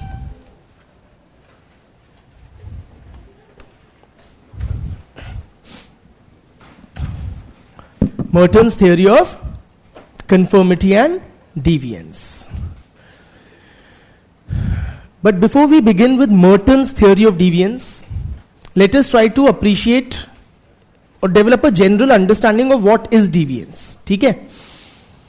Forget sociology for a bit, forget Merton for a bit. In normal English language, what do you mean by the word deviant or deviance? You've heard it in normal English. In what context, what does it seem to mean? Beti? भटक जाना एक मार्ग से, or to deviate. Okay, yes. That is to deviate. Far or distant. I'm sorry, but that is not what it is. Away from where we are supposed to be. Okay, that is slightly better. Sorry? Not following the intended path. Intended like what? I'm not doing what I intend to do. That's what you're saying. More like the expected path. Expected by who? The society. Brother? Normal se kuch alag. And if I dare use the word abnormal, that which is abnormal is deviant, blunt but perhaps quite on the mark. So deviances are abnormalities in that sense. Yes, it is all of this. Aur bataiye? Yeah. It's a discourse. With due respect, you have possibly misunderstood the meaning of the word discourse. It's not like, away from the course, if that's your this thing. Okay. So that would be a wrong usage, with due respect. Mythology. Pathology. Acha. Deviance is a pathology, or it's bluntly, even more bluntly, it's an illness. Some sort of an illness. We are using stronger and stronger phrases. Yeah. Not following the rules or the laws of the society. That's quite what it is. Not following the rules or laws of the society, or not doing what the society expects you to do. Yes. So this is what deviance is, friends. All of that what we have discussed, this is really the generic English understanding of deviance, also somewhat or quite close to the sociological meaning of the term deviance. So every society has some clearly or well defined rules and regulations. There are some clearly laid down norms that the society expects its members to follow. Not following the norms laid down by the society is deviance. Right? I'll dictate also somewhere, or do you want to make running notes? That will be faster. Spoon feeding. ठीक है, I will, grudgingly, but I will. So, we've developed only a broad understanding of what deviance is. Any deviation from or digression from or non-conformity to the norms of the society we have discussed is deviance. But tell me, are all acts which do not conform to the norms or expectations of the society deviant? For example, what do you think? Like, if somebody is far beyond the what the average member of the society is expected to do. Say, those who lay down their life for the country, revolutionaries. Okay, so the average guy is not, you don't expect the average guy to lay down his life for the country, but then some do. Are they deviant or brilliant scientists who make, breakthrough kind of discoveries? Are these guys deviants? Yes or no? What's your intuitive this thing? Huh? It's not a prelims question. So, are they deviant or not? Very strictly speaking, they are. Okay? Very, very strictly speaking, if you consider any digression from the norms of the society to be deviance, then these are also deviant. But, and there is a but. Conventionally, how the word deviance has a negative connotation. It has a negative connotation. So those, which the society does not appreciate, those are regarded as deviances. Revolutionaries, brilliant scientists, they may be, out of the ordinary or away from the normal, but they are not regarded as deviants in a narrower sense of the term, because, or the conventional sense of the term, because they are celebrated by the society, they are rewarded by the society. Are you with me? I'll make you write all of this. Thirdly, those acts which are, not in conformity with the societal norms. What about any digression? Will that constitute a deviance? Or not? Let us say. So you have norms governing dress. So you would expect a male middle-aged teacher to wear a certain kind of dress in the classroom, which is, say, formal clothing like kurta pajama, shirt pant. If tomorrow a middle-aged male teacher wears jeans and shirt,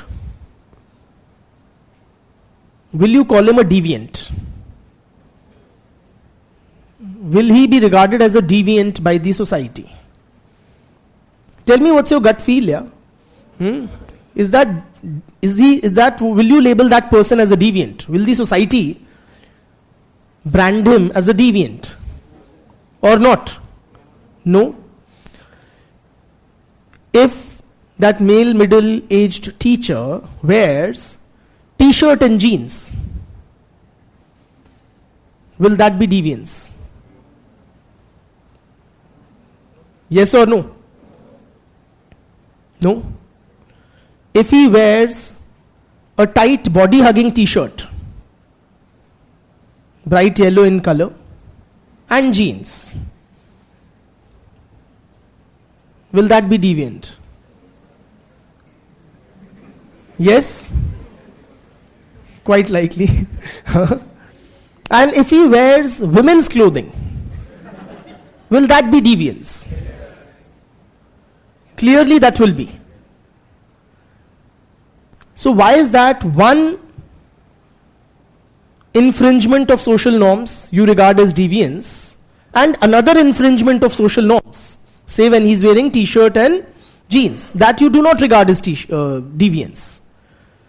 दोनों ही norms का उल्लंघन है, तो क्यों एक को हम deviance मानते हैं और दूसरी को नहीं मानते?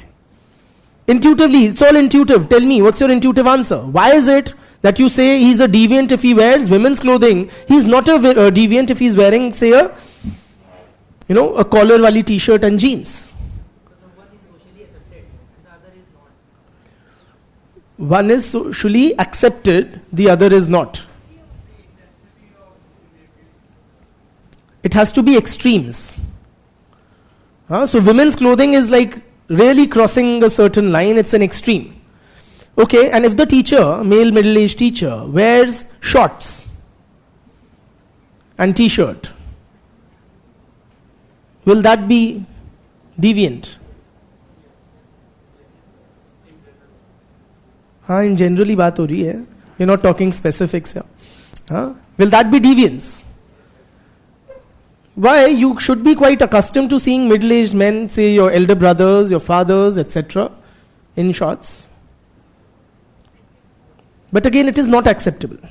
Simply put, friends, what I am trying to drive your attention to is that any infraction, any non-conformity to social norms is not deviance. Is not deviance. Why? Because a lot of such infractions or non-conformities the society tolerates.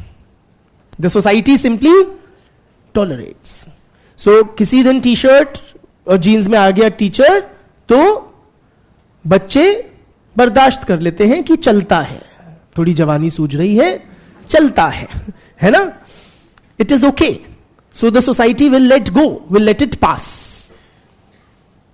What is deviance is that which elicits a negative response from the society, or elicits what we may say a punishment from the society. Are you with me? So those acts of an individual which are negatively sanctioned or punished by the society constitute deviance. Beyond a certain point, the tolerance limits of the society are violated. Some non-conformity the society tolerates or accepts. Are you with me? तो लिख लो.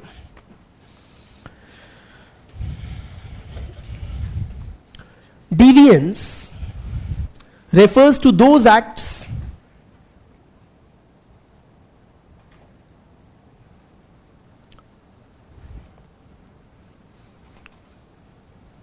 which do not conform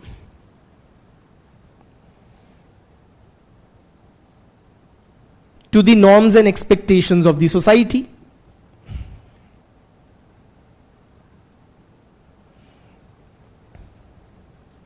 Comma,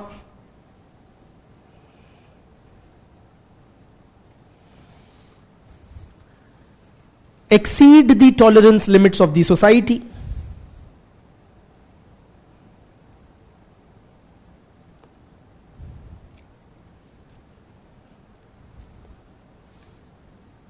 And invite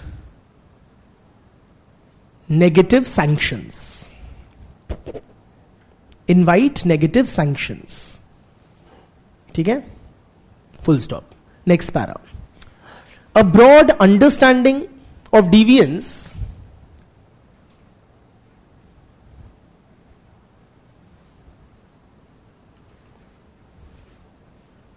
may include various acts that do not conform to the norms and expectations of the society.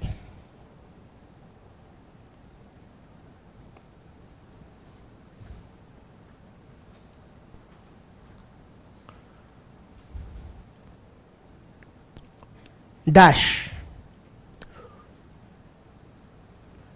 Those acts which are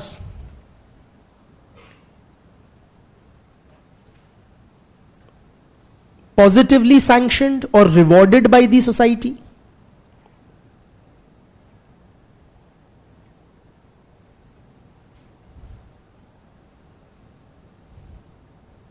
comma, those acts that are negatively sanctioned or punished by the society,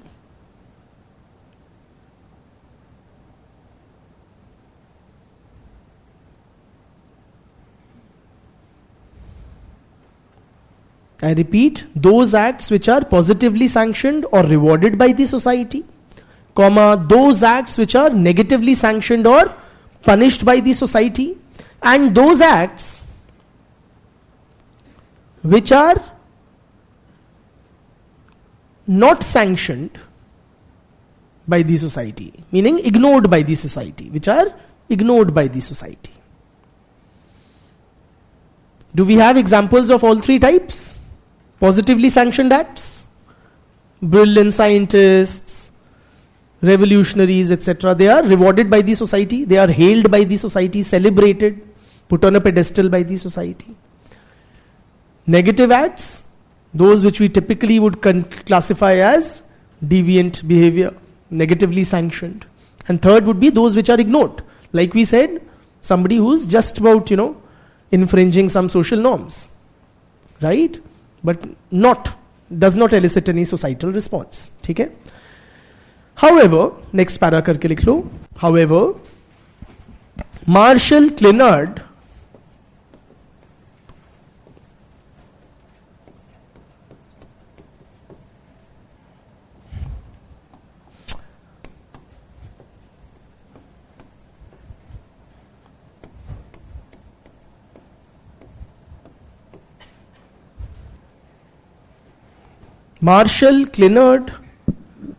suggests that the term deviance should be reserved for those acts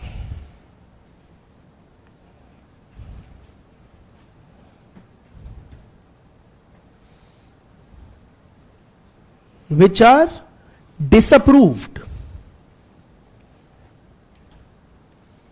and beyond the tolerance limits of the society. Disapproved and beyond the tolerance limits of the society. Matlab the society punishes them in some manner. Are you with me?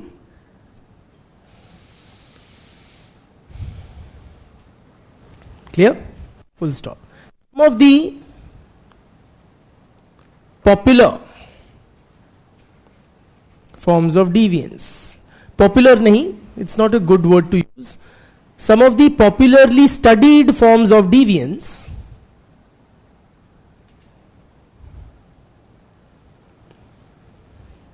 बताओ कोई, फिर लिखेंगे आगे. Crime, absolutely. Or drug addiction, wonderful. Yeah? Prostitution or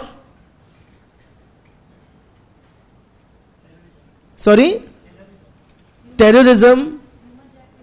Sorry? Yeah, you all giving me different types of crimes, which are, crime is like a superset. Likhiye, some of the popularly studied forms of deviance include crime, homosexuality,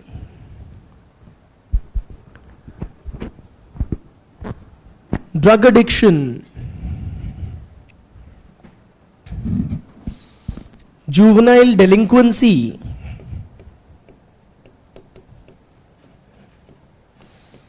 and alcoholism.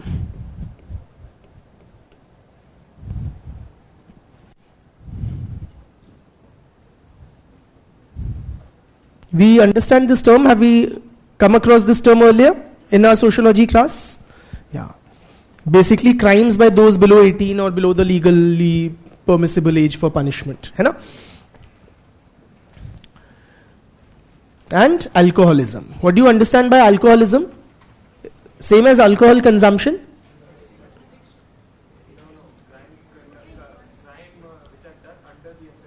No, sorry, that's not alcoholism. It's not like crimes done under the influence of alcohol. Having alcohol in a very uncontrolled kind of a way. Hai na? So having a couple of this thing a day would possibly not be alcoholism. Okay? But if you like get up in the morning and first thing you're having is like a couple of drinks and then you are starting with your day and it interferes with your normal functioning, etc., that would be alcoholism. Kitne? 100? ये क्या है? अच्छा, नहीं तो उसका ये कोई English word था? अच्छा, I haven't heard. ठीक है. Sort and topper. He just said something like that. Okay. हाँ, देवदास टाइप. ठीक है. ठीक है. So these are some popularly studied forms of deviance. अच्छा, अब एक दो चीजें बताओ before we proceed.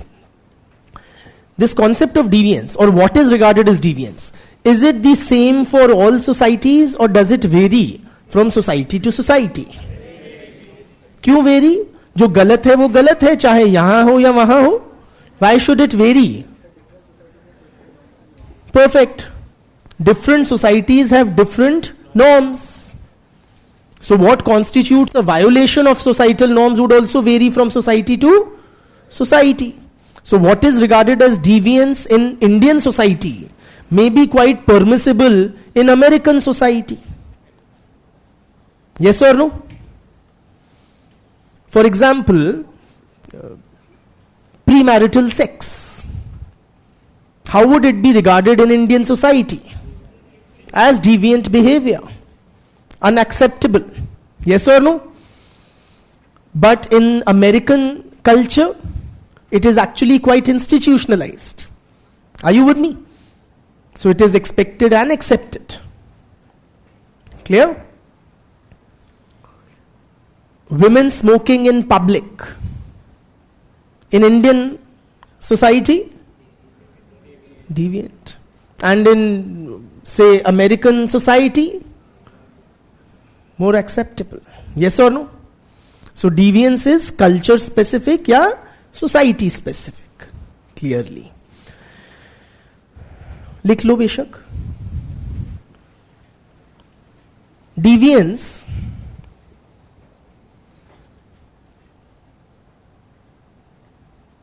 varies from society to society, as it is culture specific, right? या ऐसे लिख लो, what is regarded as deviance varies from society. What is regarded as लिख लो शुरू में, वो वाला डाल के लिख लो, ठीक है, ये वाला डाल के, ठीक है. What is regarded as deviance varies from society to society, as it is culture specific. दूसरी बात मुझे ये बताओ, within a given society, what is considered as deviance? Does it remain same for all times to come or does it change? क्यों? हमारे समाज में तो जो गलत है तो वो गलत है ना. Why should that change? Wonderful. साफ बात है, even for a given society, what is considered as deviant will change with the passage of time, as social norms are also for a given society are also evolving. Yes or no? So what may not be acceptable today may become acceptable tomorrow. What was not acceptable yesterday may have become acceptable today. For example, in Indian society, boys and girls sitting next to each other in a classroom situation, is it deviant or acceptable in today's India? Acceptable. And say 150 years back, possibly not accepted. Boys and girls doing friendship, is it acceptable or deviant behavior in contemporary India? Quite acceptable. 150 years back, possibly wasn't. Are you with me? So what is regarded as deviance for a given society also changes with time as the societal norms evolve or change. लिख लो. Point is, this concept of deviance is not set in stone. It varies from society to society and also varies within a given society. ठीक? लिख लो खुद.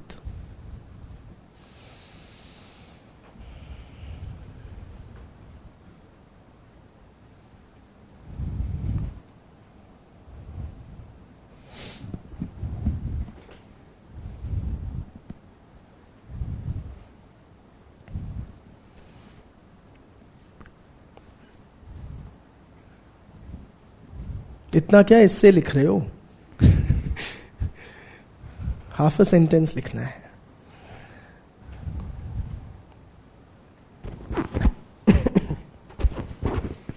मे I? Now you tell me. ठीक है, And this is a slightly, I expect you to like rack your brains a bit more on this particular question that I pose to you now. Dhanyavad bhaiya. Is deviance a numbers thing? Is it a numbers thing? In other words, whatever a small fraction of the population does, which others are not doing, is deviance. Is that a correct thing? That whatever is being done by few persons and not the bulk of the population is deviance. Soch ke batao, is that a correct understanding or not? Why are you saying no? Raise your hands and explain.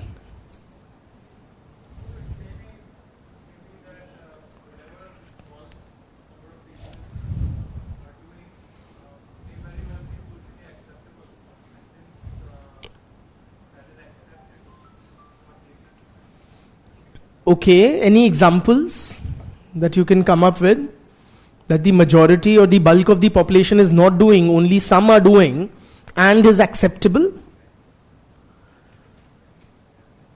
Okay, yes, brother? Sorry? Riding horses, wonderful. So only a small fraction of the population is possibly riding horses, but it's not regarded as deviant. I couldn't have come up with a better example. Really, that's so apt. Yeah. So like it may happen in society that majority of people are doing somewhat deviant. He is now talking of another dimension altogether. We'll come to that in a bit. Hold that thought. We'll come to it. But firstly, let's be very clear. It's not a numbers thing, friends. Intuitively, it does seem कि what some are doing and most are not doing, that is deviant, but it's really not. You take his wonderful example of riding horses. Few persons in a population ride horses. Are you with me? But they're not regarded as deviant. Fewer persons in any population, say Indian population, would have blue or grey colored eyes. Bulk will have black or brown colored eyes. But do we regard them as deviant? No. Are you with me? Few persons are in Indian society are Parsis or have a different mode of worship. Are you with me? Do we regard them as deviant? Or Jains for that matter? Yes or no? Have some different religious beliefs. Do we regard them as deviant? No. We simply regard them as different in a certain manner. Say their religious beliefs, say their eye color, say their hobbies, and so on and so forth. So any difference from the majority does not constitute a deviance. Okay? Now our brother here makes a very interesting point. He says it may so happen that what the majority is doing, or most of the people, lot of people are doing, may be regarded as deviant. Can that also happen? कि जो सब कर रहे हैं और उसी को deviant माना जाता है.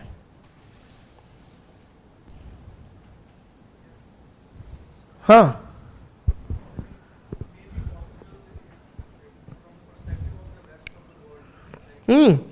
नहीं, rest of the world we are not concerned about. We are concerned about a given society. In a society, can something that a lot of people, bulk of the population or a large number of people are doing, can that be deviant?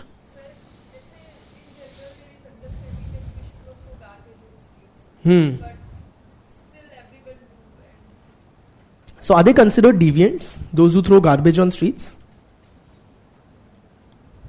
I doubt. Beti?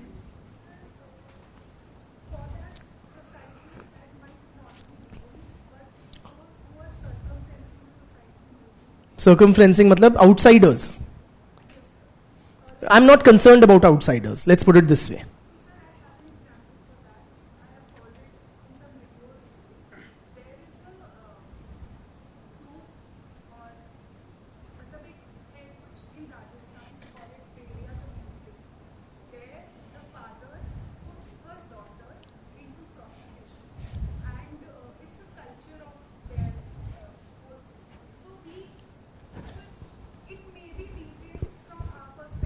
But not for theirs.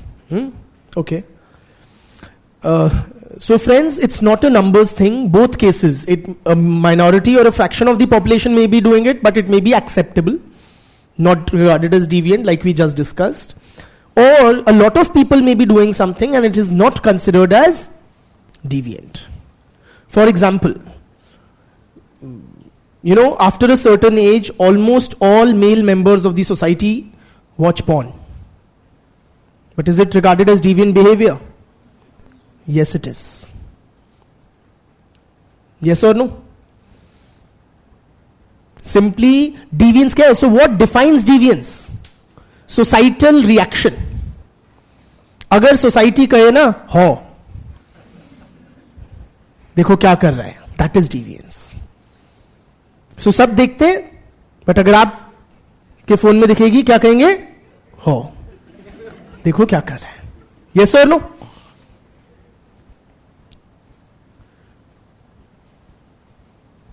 Peeing in the pool.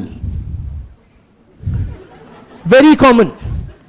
Every second person has done it.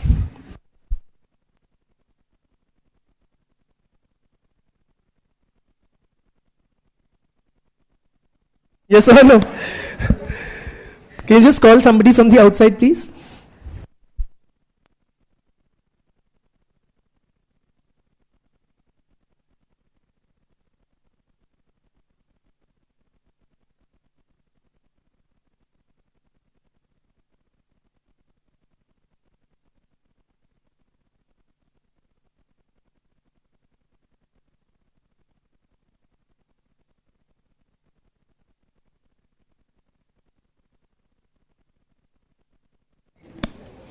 एक बात बताइए, नहीं एक बात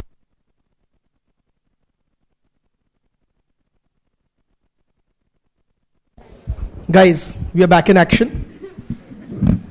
So point is, what constitutes deviance is determined by the societal reaction or societal admonishment. The society should be somewhat punish or it should elicit a negative response from the society, and that is what defines or identifies what is deviance in a given society. ठीक है, अब चलते हैं. Online friends, please confirm that you can hear me by typing yes. The battery had finished, so I've changed the cells. Yes, thank you. So you've not missed on anything. Now let us try to appreciate why. ये जो deviant behavior होता है, ये deviant लोग क्यों करते हैं? Why do people engage in such gross acts, if I may use some strong language?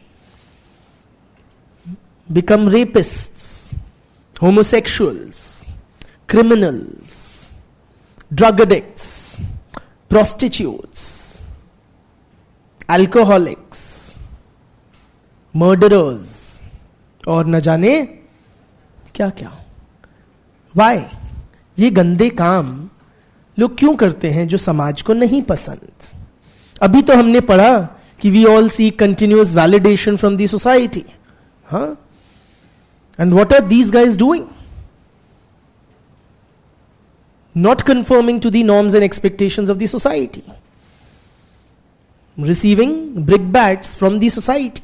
जूते ही तो पड़ते हैं डिवियंस करके. फिर हम क्यों करते हैं? बताओ deviants.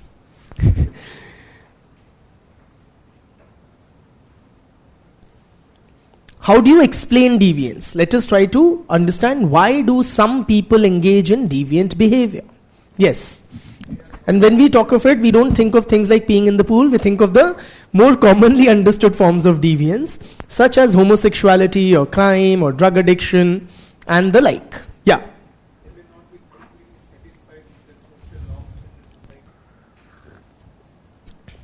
He's saying they are not completely satisfied or in agreement with the societal norms. Which one amongst us is there? इसका मतलब ये थोड़ी ना कि हम होमोसेक्सुअल बन जाएं या रेपिस्ट बन जाएं या चोर बन जाएं या मर्डरर बन जाएं या ड्रग एडिक्ट बन जाएं. They feel hollowness within. हाँ, हाँ brother. byproduct of individualism. So, a very heightened sense of individualism कि मेरी मर्जी, मैं चाहे ये करूं, मैं चाहे वो करूं, मेरी मर्जी, है ना? I care a damn about the society. Heightened individualism. Nice.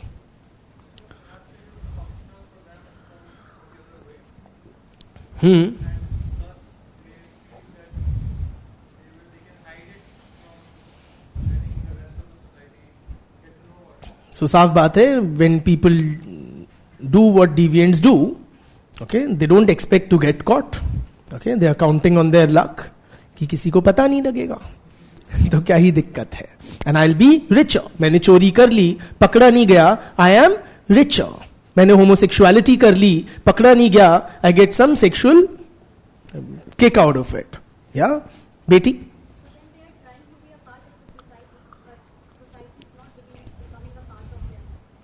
Wow, that's very poetic, but like, I want to. He's saying when they're trying to be a part of the society, but society is not becoming a part of them. Huh? They are not accepted by the society, so they also reject the society. Huh? Of sorts. Brother?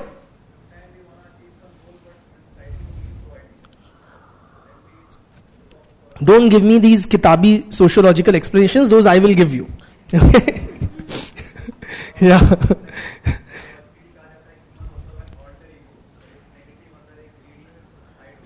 Huh.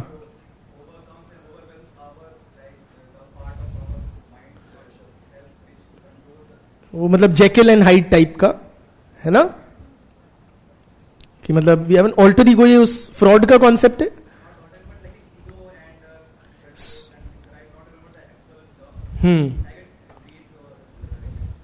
Okay, so there are certain psychological explanations he's offering, but slightly half-baked. हाँ बेटी.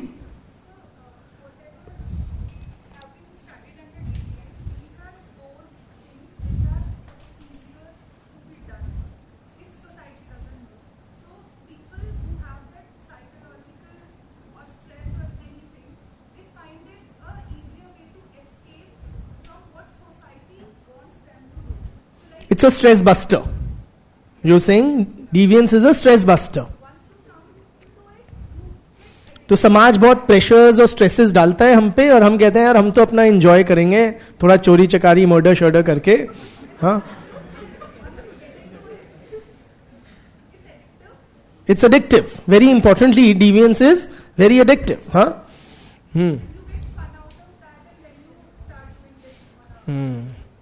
Seems coming from a lot of personal experience. बेटे. हाँ. So bhaiya, so there are deviant persons you look up to, and that is what propels you to. Huh? You have examples. Beti? Lack of proper socialization. So they have not received, mummy की मार या पापा की चप्पल sufficiently. कहते ना, you spare the rod and spoil the child. So they have not been disciplined. Are you suggesting that? So they have not been told that it's wrong to do certain things. Like you would see a lot of slum children into things, stuff like drug addiction and, yeah? Because that's what they grow up around and they take it as accepted. Beti?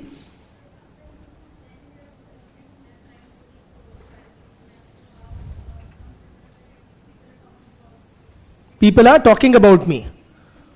People know me. So it's my quick path to fame. Social validation. Brother? When the society represses the individual too much, maybe there may be economic causes also, economic repression also, so that the individual might try to find a way out of it, and he may do things which are very misleading. So log phoot padte hain is what you are suggesting. A lot of repressed anger comes out in the form of deviant behavior. Lack of proper role models. Brother? Don't use such difficult language. Yeah? But he's saying when a person doesn't have adequate tension management systems. ठीक है? So you're suggesting, say, he doesn't have a family to fall back on, or a close circle of friends. Brother?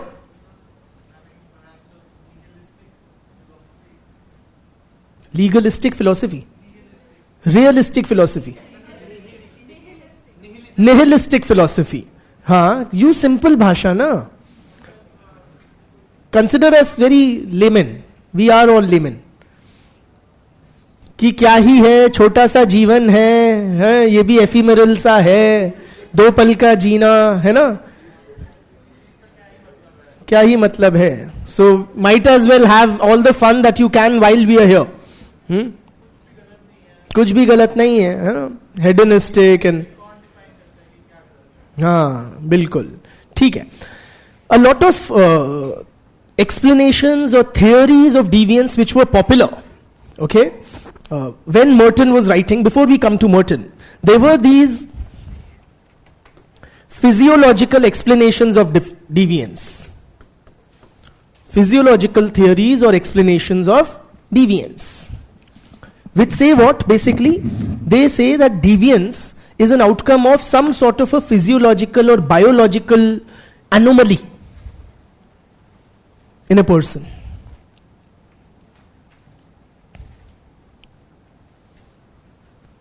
You know, there was this guy called Lombroso. Okay, he was an Italian, I think, criminologist. He studied crime. So his explanation was that deviants are, or criminals particularly, you know, they are born. Some people are born with criminal traits. Are you with me? And those criminal traits also have an outwardly expression. So these people who have a criminal innate or inborn criminal tendency, they almost look different. How do they look? They have big ears.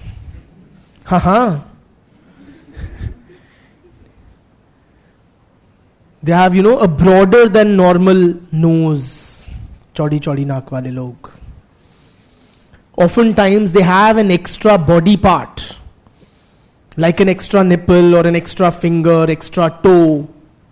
ऐसा कुछ. ठीक है? So it is some sort of a biological, physiological anomaly which makes certain people more predisposed to commit crime. You may have heard this phrase, you know, born criminal. That so and so is a born criminal. This is that mindset. कि कुछ इंसान criminal प्रवृत्ति के साथ पैदा होते हैं. And that is due to certain physiological or biological. You know, there is in fact this, there was at some point of time a lot of research done on identifying the criminal gene. Some people are born with a criminal gene, Gene. Okay, so it's in your genetic makeup, something that makes you predisposed to crime. कैसी लगी? Satisfactory or extremely dissatisfactory? It is that way. So nowadays, this kind of a theory is rejected by and large as outdated, and not just outdated, frankly, outright racist.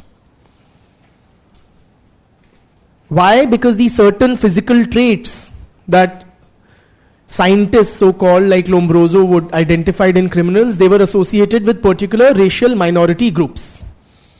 You know, in a white-dominated society, blacks tended to have like longer ears or a broader nose. Are you with me? So it was because of their preconceived notions that blacks are criminals that they came up with these theories. But आज के दिन इनको तवज्जो नहीं देते. तवज्जो किनको देते हैं till date, okay, and were popular during Merton's times as well, are psychological theories of deviance.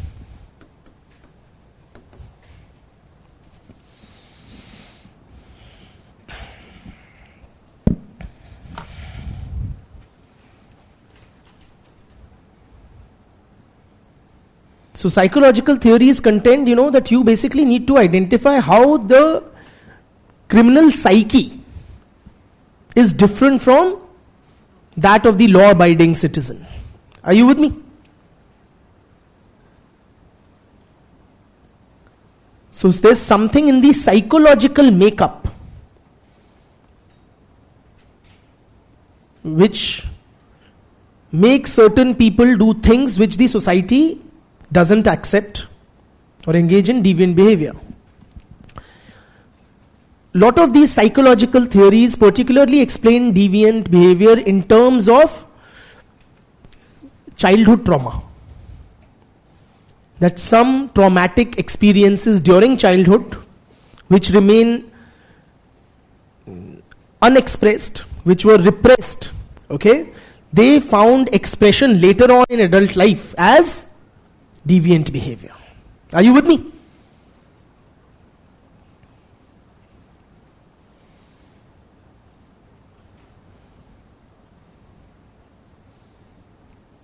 You get it broadly.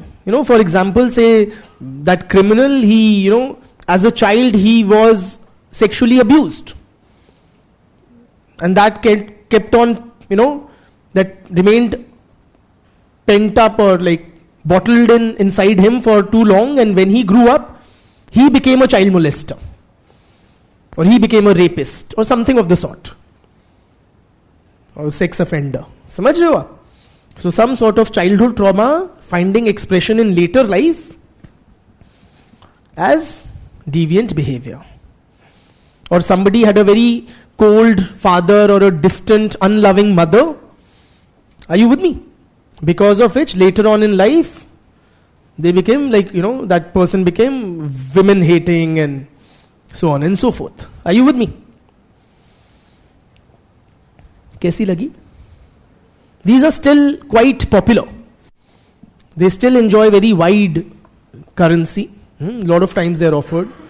Lot of these Hollywood movies that you see on psychos, and they have many, they have this kind of a storyline.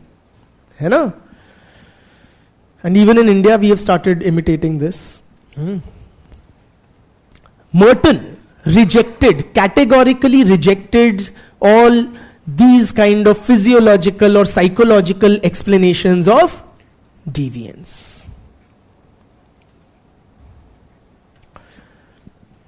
And offered instead a sociological explanation or theory of deviance.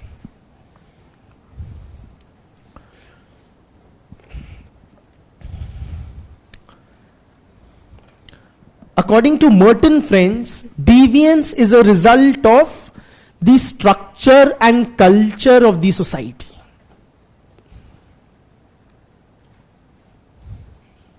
Deviance is a product of the structure and the culture of the society.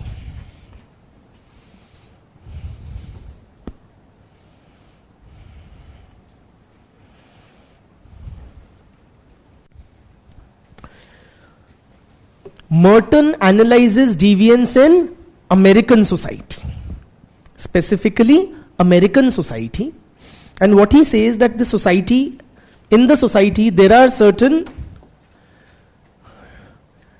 culturally approved goals.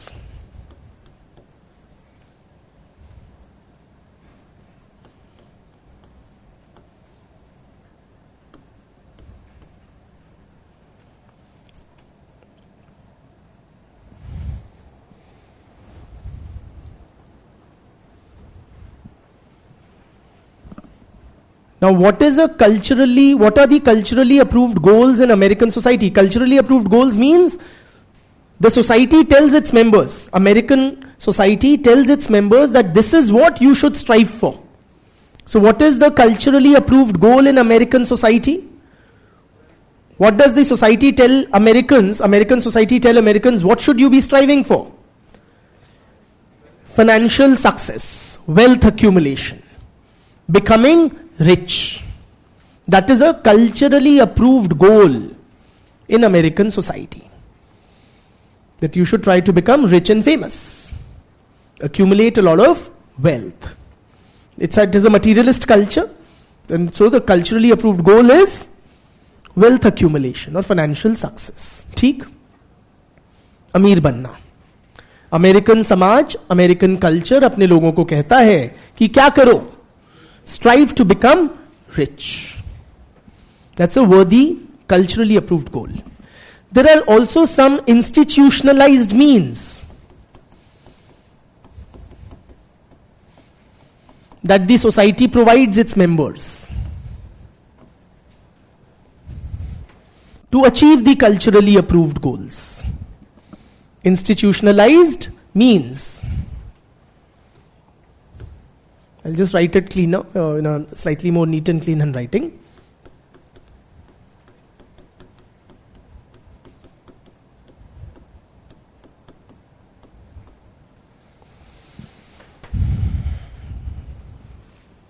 Institutionalized means matlab, so the ways provided by, approved by the society to achieve the culturally approved goals. In other words, society tells the Americans, how should you become rich? How? Batao. Clear?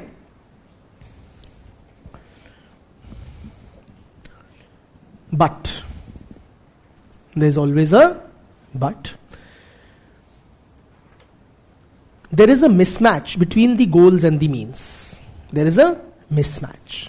What Merton says that American society is in a state of anomy. His anomy is conceptualized somewhat differently from Durkheim's understanding of anomy.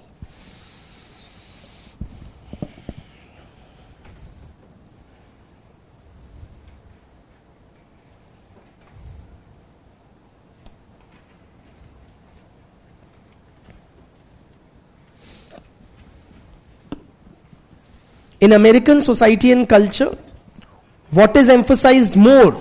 The goals or the means? The goals are more emphasized upon and the means are not so much emphasized upon. Are you with me?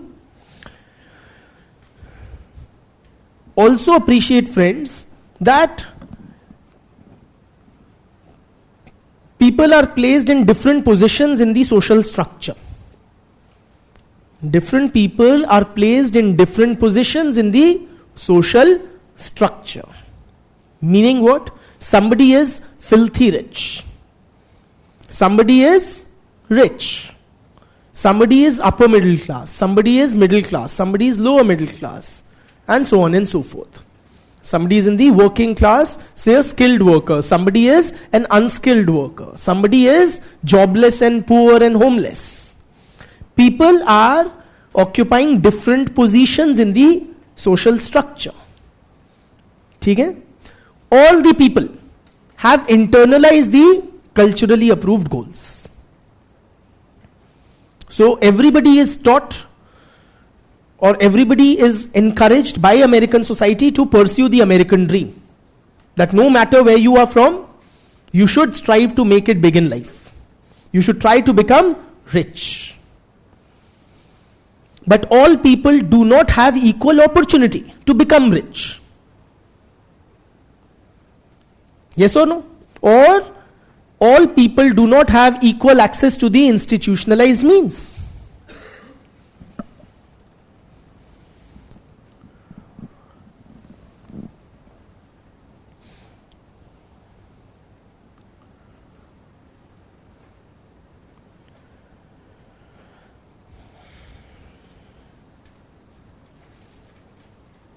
Who does not have access to the institutionalized means? The rich or the poor? The poor, the working class. Simply, higher education in America, one of the very important approved ways to become rich, is not affordable for many Americans, particularly those in the working class. Are you with me? So, many Americans, they experience a strain. They experience a strain. Because the society continuously tells them, become rich, but they don't have access to the means to become rich. Okay?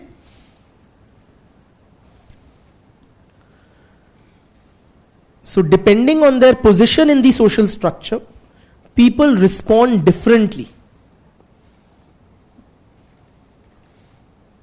Are you with me? लिख लो थोड़ा. May I dictate? Briefly, okay, very briefly. Merton, in quotation marks, social structure and anomy, quotes close, that's the name of his work. Merton in social structure and anomy considers that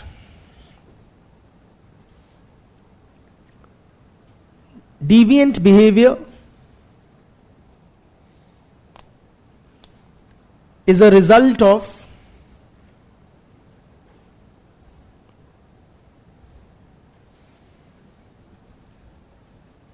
the structure and culture of the society.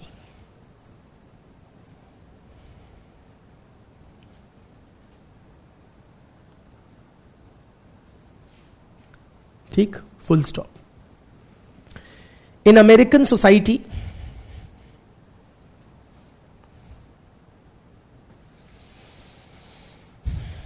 a situation of anomy is prevalent.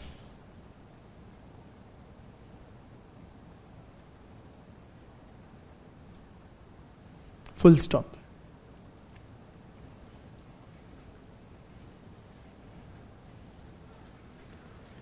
Anomy means that there is a discrepancy या gap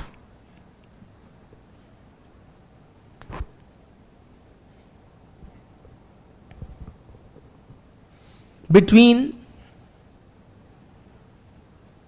the culturally approved goals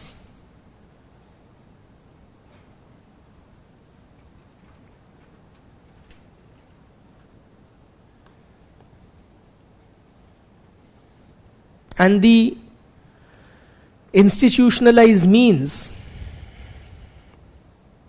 available to achieve them.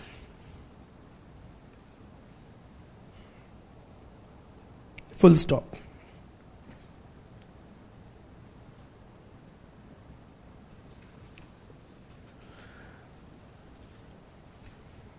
Due to continuous societal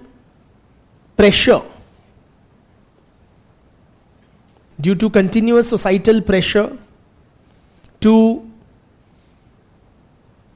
achieve financial success,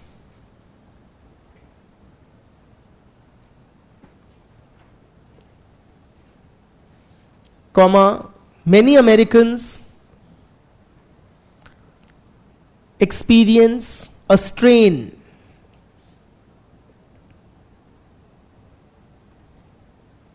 इसकी theory को strain theory भी कहते हैं इसलिए. ठीक है, full stop. Based on their position in the social structure,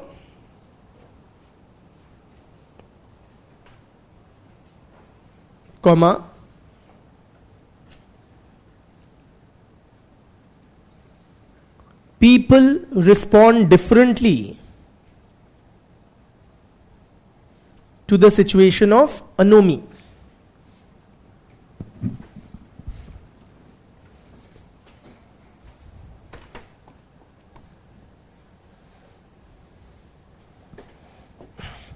So how may people respond? In different ways.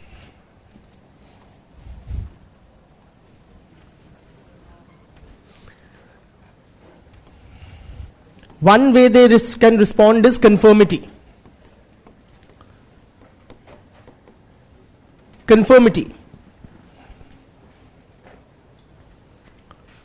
Conformists are who? Those who try to achieve the culturally approved goals using the institutionalized means. In other words, they try to become rich through the suggested path. Hard work, higher education, entrepreneurship, etc. Okay? They are conformists. The other four responses are deviant behaviors. The first way people can respond to this situation is through conformity, meaning they accept both the societally provided goals and the means. ठीक है? The सीधा रास्ता. Another possible response is what is termed as innovation.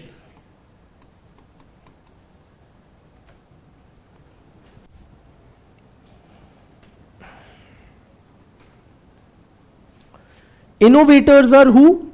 They are those who try to achieve the culturally approved goals but do not adhere to the institutionalized means. So they adopt other means not approved by the society. Okay? For example, thieves. What are they trying to do? They're also trying to become rich, but through means which are not approved by the society. Yes or no? Clear? Members of which class are likely to innovate? And don't consider innovation here in the normal English sense of the term, as in, scientific innovations, etc. I mean those who innovate in terms of following some non-approved, different ways to achieve the culturally approved goals. The lower class, absolutely. So members of the lower class are more likely to innovate. Why? Simply because they do not have equal access to the institutionalized means. So they'll have to try to get rich through other ways. ठीक है? A third possible response. Am I going too fast? No. Too slow? The third possible response is ritualism.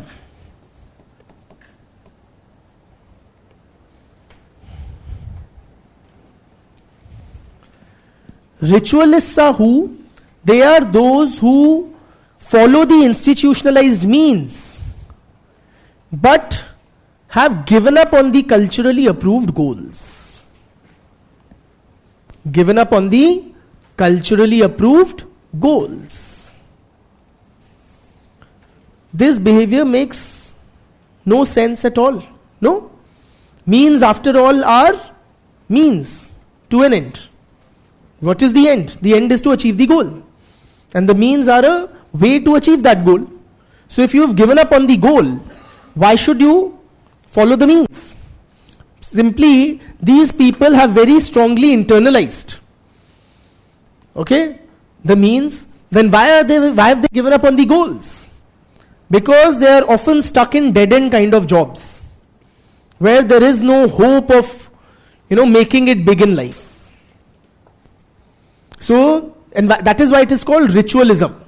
They are following the means like a ritual. Like a ritual, matlab without much application of mind. Like we say, we brush our teeth, it's a daily ritual. बहुत सोचते नहीं है ना कि दांत साफ होने हैं, करते हैं क्योंकि करना है. We just do it in very mechanically on a daily basis. Are you with me? Likewise, ritualists, they just follow the means even as they have given up on any hopes of making it big in life.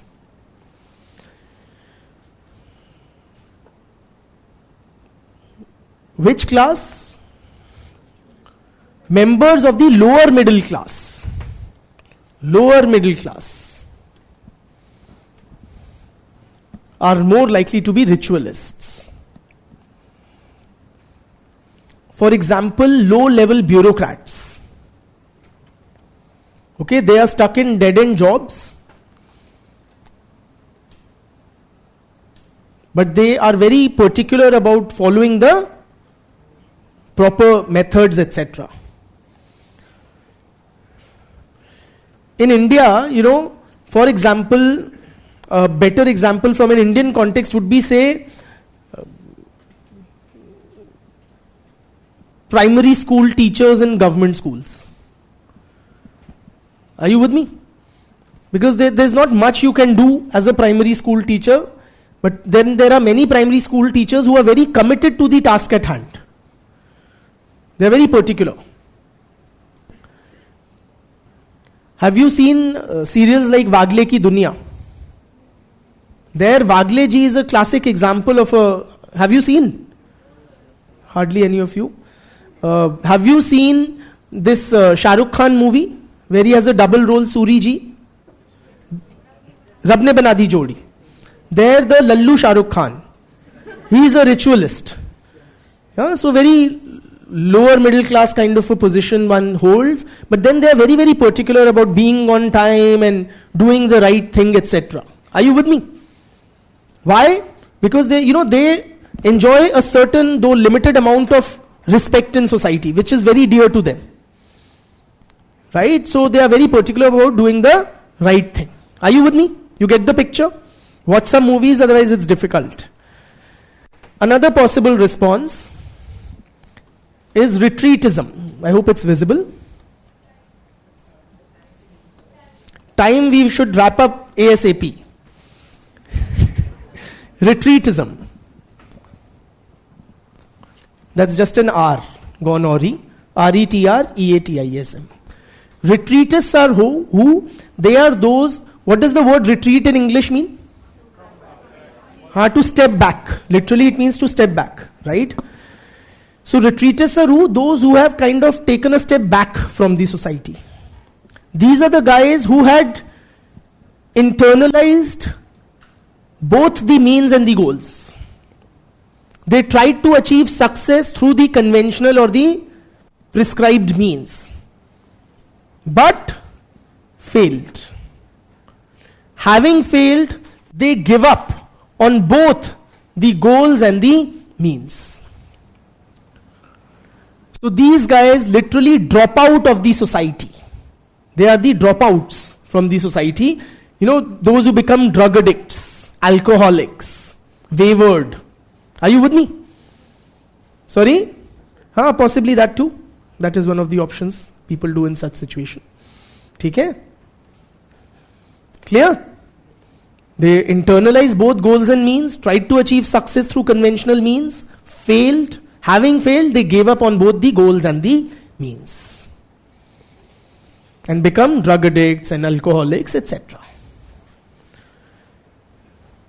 Members of which class are more likely to be predisposed to this thing?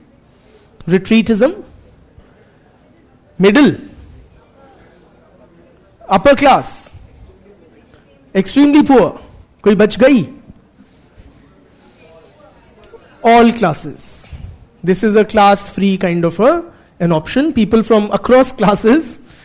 ठीक है, नशेड़ी गंजेड़ी कोई भी बन सकता है across the board. And बनते भी हैं, वाकई बनते हैं. ठीक है. The last response is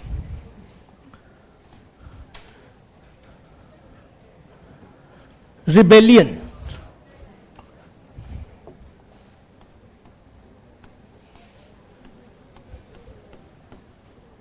Rebellion. Rebels are who? They are those who reject both the culturally approved goals and the institutionalized means and replace them with their own new goals and new means.